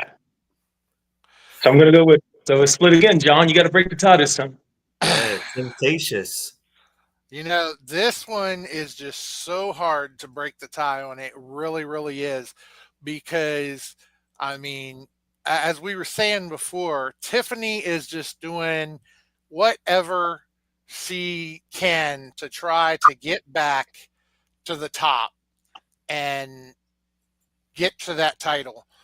And, last time we saw Shane and his son, wow, that they were quite impressive. Yeah, he's a chip off the old block, Gavin is. Yes, he is. So, they are going to be tough to contend with. Big Money Inc., they are quite tough to contend with on their own. They just, I don't know how anybody can go against them normally. And then, you throw Amara in the mix, who has been a wonderful women's champion. And this one's just so hard to call, but this one could be a coin flip. It really could. But, just for the sake of breaking the tie, honestly, I think I'm going to have to go with Tiffany and. I'm outnumbered. Yeah, you are on this one. We got you this one. We got you this time. Well, Shane Malice, he's the most decorated WDWA star of all time. Those who were around back in the day when we were running out of Berkeley Springs, man, Shane was unstoppable, man. Multiple Holy Grail winners, multiple heavyweight championship titles, tag team champion. He was a part of Sweet Elite for a little while. He was a part of Sin for a little while. He has had his hands in every single thing that involves success. And when I say a chip off the old block, that is a huge chip off a huge block for Gavin to come around, man, at the right time with the right mentor, with the right father, and getting all of the accolades, and all, getting to know everything that Shane Malice knows. Man, this one, I already said my pick, but man, this one was a hard one. This one was a hard one. But I'm keeping my pick. Sticking with it. I'm sticking with it. Yep. Yeah, that definitely it is a very hard one to pick, though, because it could go either way. And, especially knowing Susie's going to be ringside giving Twizzlers to Big Money Inc., that could be like spinach to Popeye. Who knows? But, uh, there's a lot of great action on this card. Oh, man. We just talked about Just Jay earlier. Oh, And the light heavyweight championship. He is such a talented kid. But with this new attitude, man, I don't know if he's going to be able to deliver. Like, we could be looking at a new champion with Sean Phoenix. Sean Phoenix, he's been around for quite a while now. He's wrestled, some of the best athletes around. He himself had a near-death experience, and he was told that he would never wrestle again. He's climbed his way back into the ring and still is successful. I don't know what to think. I don't know what to think with Just Jay, with his comments he made about the fans. It really shocked me because I thought that, it was nothing but love with him. But I think this one, guys, I'm going with the new champion. I'm going with Sean Phoenix. I think he's going to beat him. Sean Phoenix can be quite a tough competitor, and I like Sean, and he is amazing to watch. But like you mentioned, Just Jay has this new attitude, and he's got a chip on his shoulder, and I think he feels like he's got something to prove. So at this point, for Just Jay to come out with this new attitude and a chip on his shoulder and lose the title, that would not play well for Just Jay and this new attitude. So I'm going to have to go with Just Jay retaining, just based on this new attitude alone. Here we are again at this road, this fork in the road.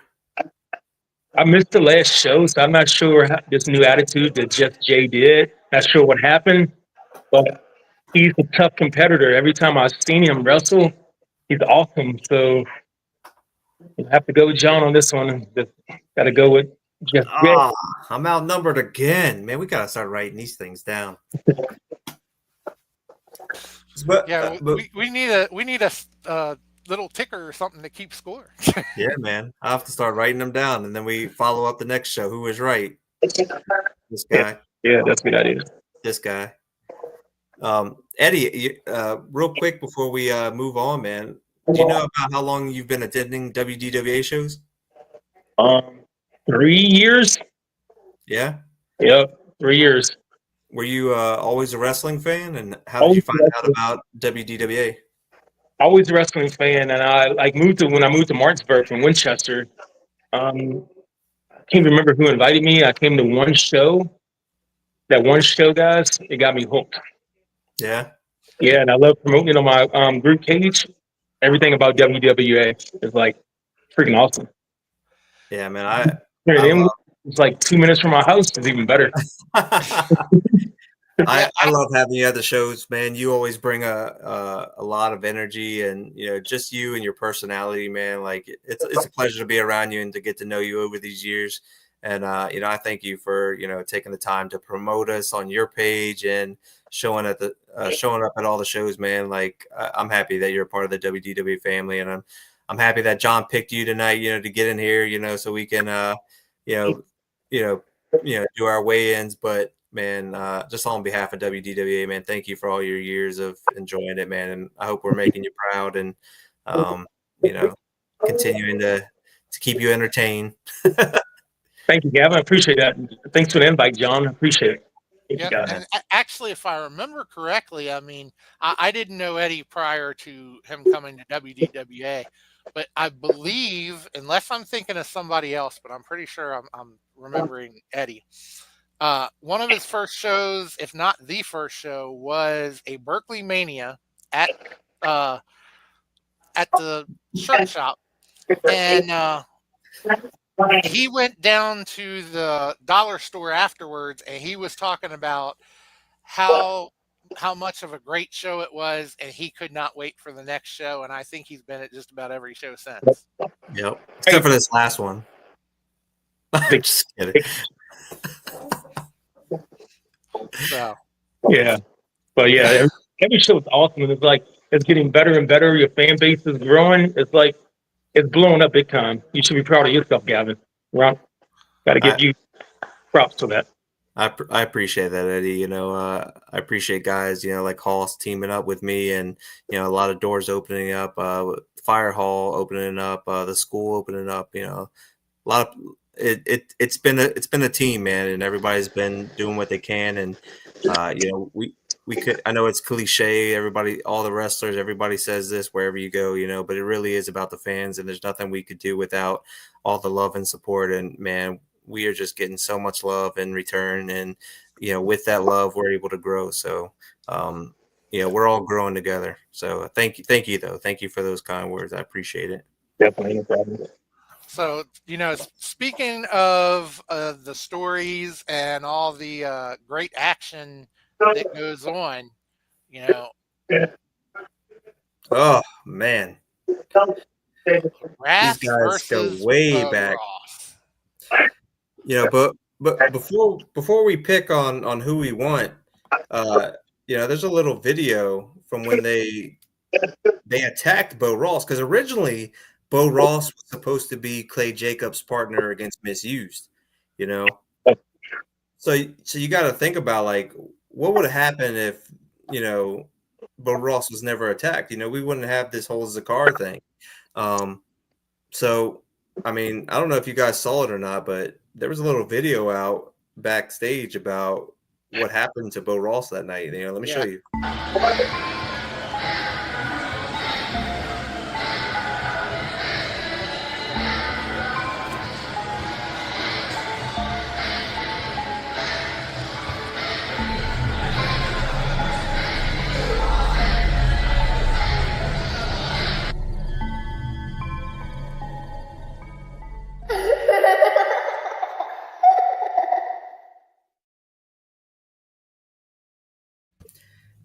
Like, I had no idea that was going on backstage. All I saw was later on in right around intermission, you know, I saw Bo Ross on his way to the bathroom to clean his face. I saw it was covered in blood. And I just thought, you know, maybe he tripped or fell or something like that. But no, I found out that, you know, they took him in the back and they beat him up. You know, so I'm looking forward to this revenge, you know, with the Outlaw. Yeah, absolutely. I mean, that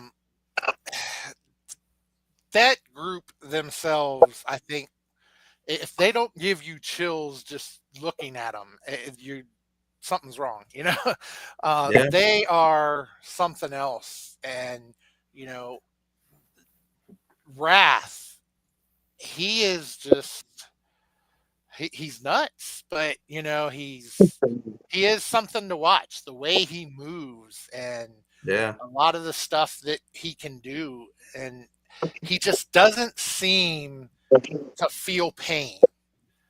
You know, Yeah. So you think he's down, you think he's out, and all of a sudden, he's just right there. You know, it's just, he's something else. He really is. you know, Wraith, formerly Kalen Patrick, you know, has always been talented, you know, but there's something about this Wraith character, this Wraith, you know, presence that it's just so awkward. Like you don't know what the hell he's gonna do. You can't train for it. Whatever Dex Alexander's done to him has created this. I don't even know how to put it. Like this awkward, you know, unorthodox pro wrestler that even though Bo Ross knows so much about him, man, like I don't think he knows about Wraith, you know. I think he knows Kalen Patrick to a T, but he doesn't know Wraith. I don't think anybody knows Wraith. Yeah. I mean, what's your thoughts on the Legion, Eddie? I mean, Well, for this one, I'm going to have to go payback time. Bo Ross, I think he's going to get his payback. But Wraith, he scares me. Every time he comes up, He gives me the chills, but I'm gonna have to go with Bo Ross. I think he's gonna get his payback for what they did for him. Not at the last show, but the show before when he was bleeding. He had that blood on his hand, and he was like, "Payback is coming." So my pick for this one is Bo. Yeah. All right, John, Gavin, what's your thought? I'm going to agree with Eddie, man. You can only push an outlaw so much until the revenge comes, and they've done more than just push him. I mean, they beat the guy, they made him bleed. Jason Ford or James Ford, who now what I hear is called Titan. He's a part of this group too, and he's taking Bo down, and just the mastermind Dex Alexander behind. Like, I think they're all in for a rude awakening because I think he just woke up the beast inside the outlaw, and I think they need to be ready for a fight because he's coming to kick ass. So I'm going with the outlaw Bo Ross. All right. Well, and seeing, Bo Ross come out a few shows ago, and he hit that front alignment there that he uses, and it just, there just seems to be something different about Bo since they've been targeting him, and I think we're going to see a combination of the outlaw Bo Ross and the boss Bo Ross. You're going to see a combination of those two, and it's going to be really something. It's going to be something like you've never seen before out of Bo Ross. So I'm looking for him to take it. So I think we're unanimous on this one. Yeah, clean sweep on that one. I saw the message from K.O. Von Du about Bo Ross going to pull a new Jack, man. You never know, man. You never know. Hopefully, I don't lose my license and insurance. But yeah, man. I mean, something like that could happen. You push a guy too much, he's going to push back, and we all think with this clean sweep, man, that it's going to be the outlaw. Looking forward to it. It's about time. It's gonna be a good match. Yeah. So, and we kind of talked about this one earlier. I mean, so CEO versus Victor Jones. What are your thoughts on this one, Eddie? Oh, so the kickballs is the popular one here, but CEO, he's been around for a while, years and years. I think he can back it up. And plus, you got the man JTR in his corner. Oh, I'm gonna have to go. I'm gonna have to go against the fans on this one, guys. Don't get mad at me, but I'm gonna have to go with CEO on this one. All what about you, Mr. Hoss? CEO just hasn't done much since joining Money and Power. We said that, we asked him about that straight out, and I don't see anything changing anytime soon for CEO.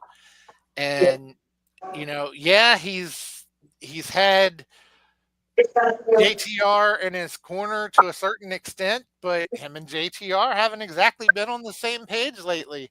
And I know he's also had Jason Curtis in his corner, but how many times has Jason Curtis gotten knocked on his butt? He tries to help out and he pays the price for it. It's like they say, no good deed goes unpunished.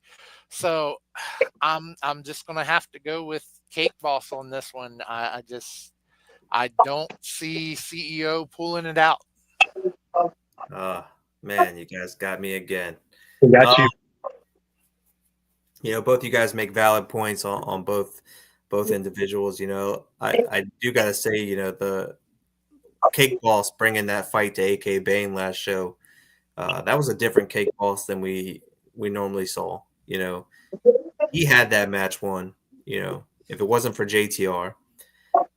But that being said, is with JTR on the outside and Jason Curtis, it continues to just seem like a handicap match. And just for that sake, I'm gonna have to go with CEO on this upcoming show. So sorry, John.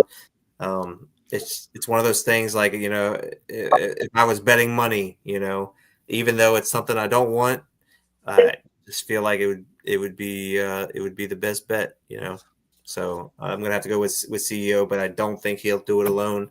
I think he can only do it if he has help. I agree with you though, 100%. All right. Well, you guys just leave me on the island of relevancy all alone. Then that's fine. So these next couple matches, I think you almost have to talk about together. I mean, we've kind of touched on them some, but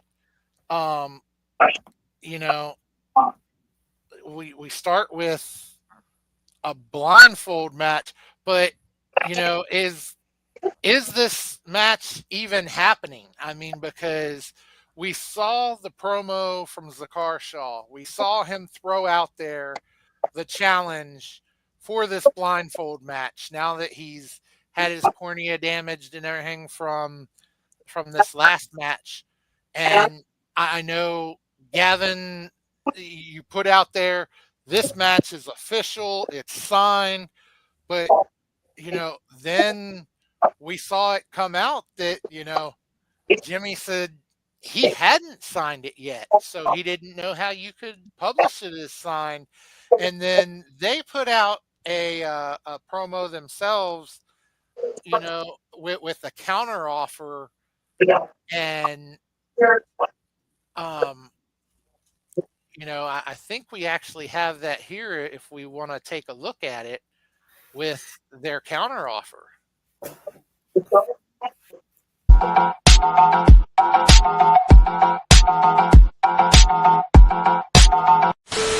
And what I don't understand is that we say we do bad things, and then when we do say bad things, people get all up in arms about it. It boggles my mind. I think what they don't understand is that we're going to do what we want regardless. Yeah. One way or another, we will get our way. Yeah. Speaking of our way, Yeah. let's break a little inside for all you little stupid fans in the front row and in the nosebleeds. We are independent wrestlers. So every show, we get a contract for the match. Gavin, this was sitting in my inbox, and yet Zakar Shaw gets to announce a blindfold match. I haven't even signed it yet, Gavin. And frankly, I don't think I should. Why does everyone else get their way, but we don't get what we want? Well, hang on there. I think you just said something brilliant. How do we get what we want, right? We need bargaining chip.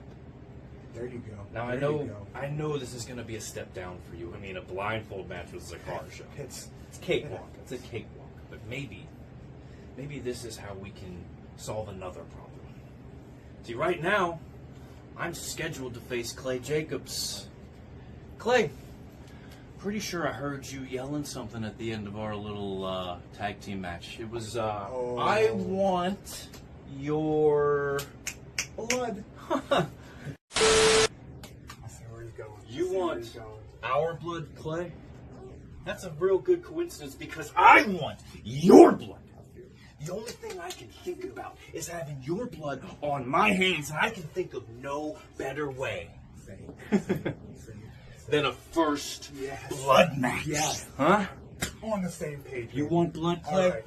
There we go. I'll sign it. I'll sign this contract. I'll sign this contract when Sean Cannon and Clay Jacobs gets a first blood match. Then Zakar. Then you'll have your blindfold match. See? Smart man. That's Smart man. how I we love get it. what we I want. love And you it. know why that is? Because this is our world, and we are taking you out of it.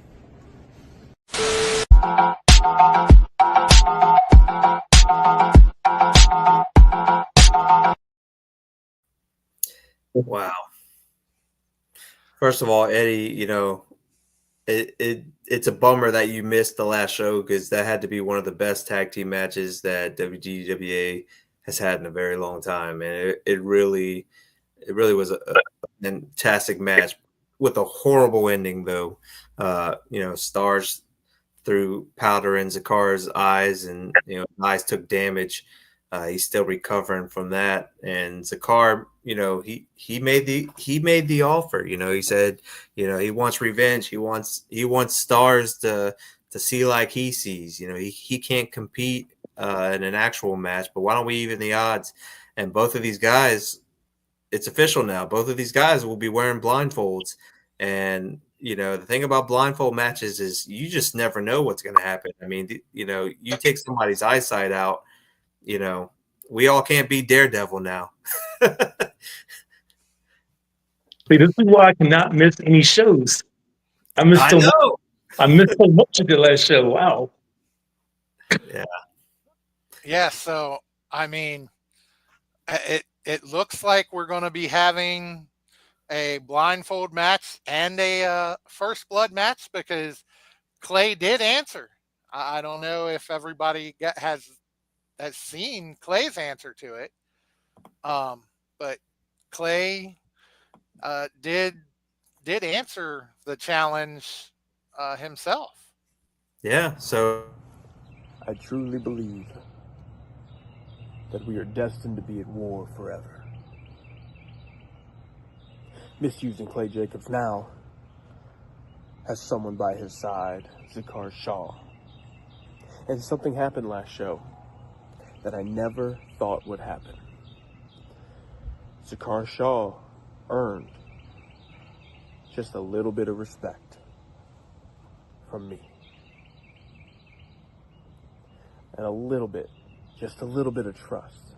Not a full trust to be called friends, but enough that I will fight with him. And now, Misuse thinks they have the power to make clauses. Well, fine. Jimmy, if you sign that contract to have a blindfold match, then me and Cannon will in fact have a first blood match. And I'm not scared. In these types of matches, Clay Jacobs is at home. I'm at peace. But I'm going to make this short and sweet, Cannon. Jimmy, you're stepping into my world now. And I'm not going to take you out of it. I'm going to chain you and torture you for as long as I'm able. I'm Clay Jacobs. And now, with this first blood match, Mr. Cannon, you're going to feel what it's like to step in the mind of Clay Jacobs.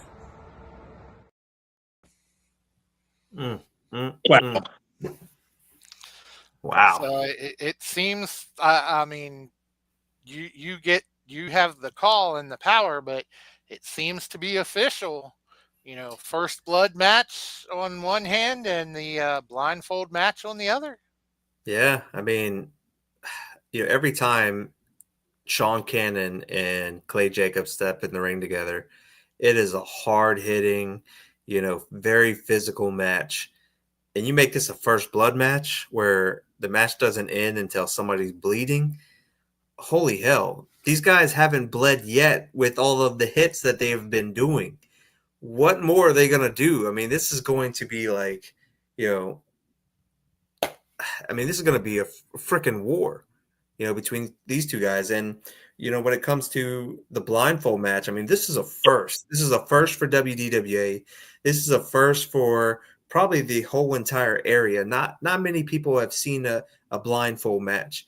But I've seen them elsewhere, right? And I've seen how they work. And so I kind of get a gist on, the pros and cons of being able to do this style of match. To me, it's just going to be exciting because, you just don't know. There's so many variables with losing your sight. But I got to say, guys, like for both of these matches and for all four of these competitors, I mean, I still think that this is just the tip of the iceberg. I don't think they'll be able to settle the score this weekend. All I think they're going to do is enhance it. I just hope that Clay Jacobs and Zakar can finally shut Misused up. and put them in their place, because right now they are just running rampant through WDWA. Yeah, they definitely are. And, this is one heck of a feud. And I don't see, a win for either side. Like you say, it's not going to end anything. It really won't. Because if Clay wins his match and Zakar wins his match, Misused is going to want retribution. And if Misused, if they win their matches, Zakar and Clay are going to want more retribution. So I don't see an end to this in sight. You got a job on your hands there here, Gavin, when it comes to these competitors, because I just see things escalating more and more. I don't know how you're going to contain this feud and put some sort of this chaos back in order. I really don't. All I know is the first thing I need to do is I need to take out a bigger insurance claim for this show just to cover my butt, because who knows what's going to happen in either one of these matches. Eddie, chime in, brother, man. What are you thinking? Well, they said the summer is heating up, but this is going to be a feud of the summer, I think. All these guys. The blindfold match, oh, you got Misused. They got together. You know he's going to be out there. Cannon's going to be out there, going to be helping him and like directing him where to stand and where to go.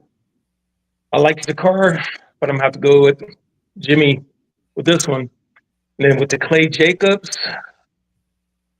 oh, Clay, me and him had that round. So I don't know if you guys remember from the start, when I started going to WDWA, he had it out. I had it out for him. He had it out for me. But I do remember that, yeah. Yeah, we had a truce. So Clay is tough. Clay is really tough. Cannon, like I said, he's going to have Jimmy probably with him. I'm about to go with Clay and Jimmy. Clay and Jimmy. All right. Man. FWWC Hardcore Champion, Hardcore Haas, buddy. What are your thoughts on both of these huge matches? Like I say, I honestly don't know. I don't know how the Firehouse is going to be able to contain these matches. I really don't, because it's just one heck of a feud. And I think in the blindfold match, obviously, one's going to want to help the other one, but I can see Clay coming out to even the odds, whether he's coming out to help direct Zakar or whether he's coming out to take out the direction for Misused. Either way, the odds, I think the odds are going to get evened on that one. And I can see Zakar pulling that one out. And in the first blood match, that's Clay's wheelhouse. That's his match right there. He loves that type of match. He loves the violence. He loves the pain. And Misused, on the other hand, they'll do anything they can, and they don't care if they have to make you bleed to prove their point. So, but I'm going to have to give this one to Clay. I think Clay edges this one out. So you said Zakar and Clay. Yep. So Zakar and Clay, and then you had Jimmy and Clay. Clay. Oh. All right. Man, you guys make this difficult. You know what? I know this is going to be an unpopular opinion, but hear me out. I got my money on both of Misuse, and this is why. A lot of people don't know, but Jimmy Stars has been around for a long time. He has wrestled in all types of matches. He's wrestled with people that the business considers names, like WWE, etc. Like, he has so much experience, and to have a match like a blindfold match, man, you're gonna have to use like all of your other senses and your experience that I don't feel as great as Zakar is, who to me is one of the best champions that WDWA has ever had. I just don't think his experience is going to let him win this match. And just like you guys said, like, you can't trust Cannon, right? And then I guess the reason why I chose Cannon over Clay is, I have seen Clay in a lot of hardcore matches where when he bleeds, he becomes angrier and more vicious and all that's, and becomes, the inner monster, with the demons talking in his ears. Those all wake up when he bleeds. The problem with that is the more you bleed, the more tender your skin gets. I just see it being easier to make Clay bleed than it would be to make Cannon bleed, right? Now, if this was a fight and Clay bled, Clay would kick Sean Cannon's ass. But if the object of the match is to make your opponent bleed, I think Clay has bled so much that you're dealing with tender skin there, and I don't think it's going to not going to take much to make him bleed. So, as much as I would love Zakar and Clay to take the win, I'm very nervous that the deck is stacked at this point. But again, this is just like if I was a betting man and I'm trying to make money, but I hope that I'm wrong. All right. So it looks like I've been outvoted altogether on the blindfold match, and and on the first blood match, it looks like you took misused, and you are on the island by yourself on that one. So Yeah. well, that leaves us with only one other match, which we discussed earlier as well. The championship match with AK Bane versus Jordan Evans. Another heck of a match, and as we've said before, AK Bane is a monster. And this is going to be another banger of a match. I'm just going to jump in here real quick, guys. Jordan Evans has beaten Cassius Carter, with JTR in his corner, right? He's beaten CEO with Jason Curtis in his corner. As much as I'm worried that the outside interference is going to affect the outcome of this, I know you guys heard what happened earlier. I mean, this is a fighting champion that when he had so much going on in his life was still able to show up to work, still able to deliver. And I don't think it's going to be any monster or any JTR or Jason Curtis or CEO that's going to stop him from continuing, all the way through Berkeley Mania as the heavyweight champion. That's my pick. Jordan Evans, still your WDWA heavyweight champion. All right, Eddie. I'm with you, Gavin. I'm with you. I'm gonna have to say, besides the outside interference that that JTR is gonna do, I have to go with Mr. Martinsburg. I got to go with Jordan Evans. He's a fighting champion, and he's got this. I'm going with Jordan. And I'll have to make it a clean sweep with Jordan Evans as well, But one thing I do want to address here real quick, and Chulo saying 3 nerds just yapping. Well, Chulo, everybody's looking at us right now, and where's your name on the card? Let's see that. Did he say?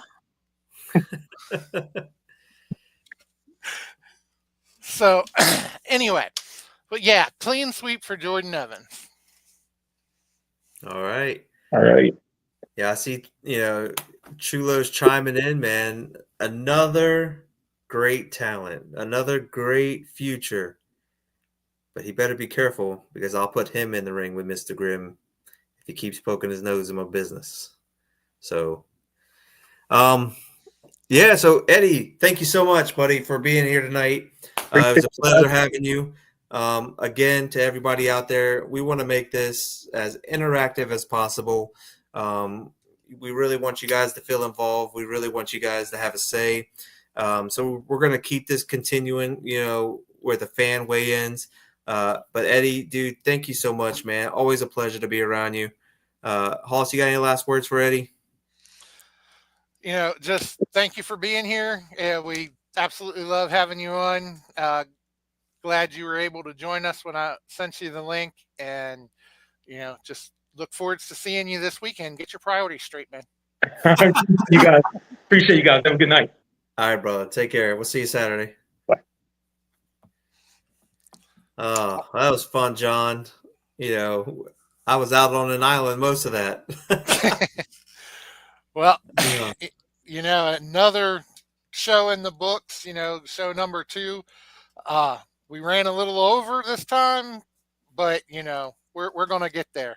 And we just want to thank everybody for being here with us, and as I've said before, thank you, Gaven, for the opportunities that you give, not just myself, but, everybody, myself, the fans, all the performers. You give everybody a great opportunity to really shine and be a part of things. And we greatly thank you for that. I appreciate the kind words, but, just like I told Eddie, this is one big group, that we're all working together as the WDWA family. So again, I appreciate the kind words. I am working my butt off like every night, probably driving my wife and kids insane. But it shows me that all these sacrifices and hard work is paying off, because I get to hear things like what you said, what Eddie said, what other people say, but I also get to see the product grow. I see, more fans showing up. I see a lot of people that join us here on Elevation in the chat. I mean, they're all chatting nonstop, showing us love and support, just because they enjoy being a part of that WDWA family. So thank you to everybody that joined us tonight. Feel free to invite your friends or share the links that we provide. We want Elevation to grow. We want to get you guys on here talking with us. We'll try to come up with different ways we can make this interactive. John, it was a pleasure spending another night with you, buddy, on Elevation. I can't wait to see what the future holds. And sing us home, John. All right, everybody, be sure to catch WDWA on Saturday night. Another great show. Next Tuesday, catch Wrestle Talk Podcast right here live with Ace Montana. Be a good show. You don't want to miss it. So until then, we will see you next time. Peace.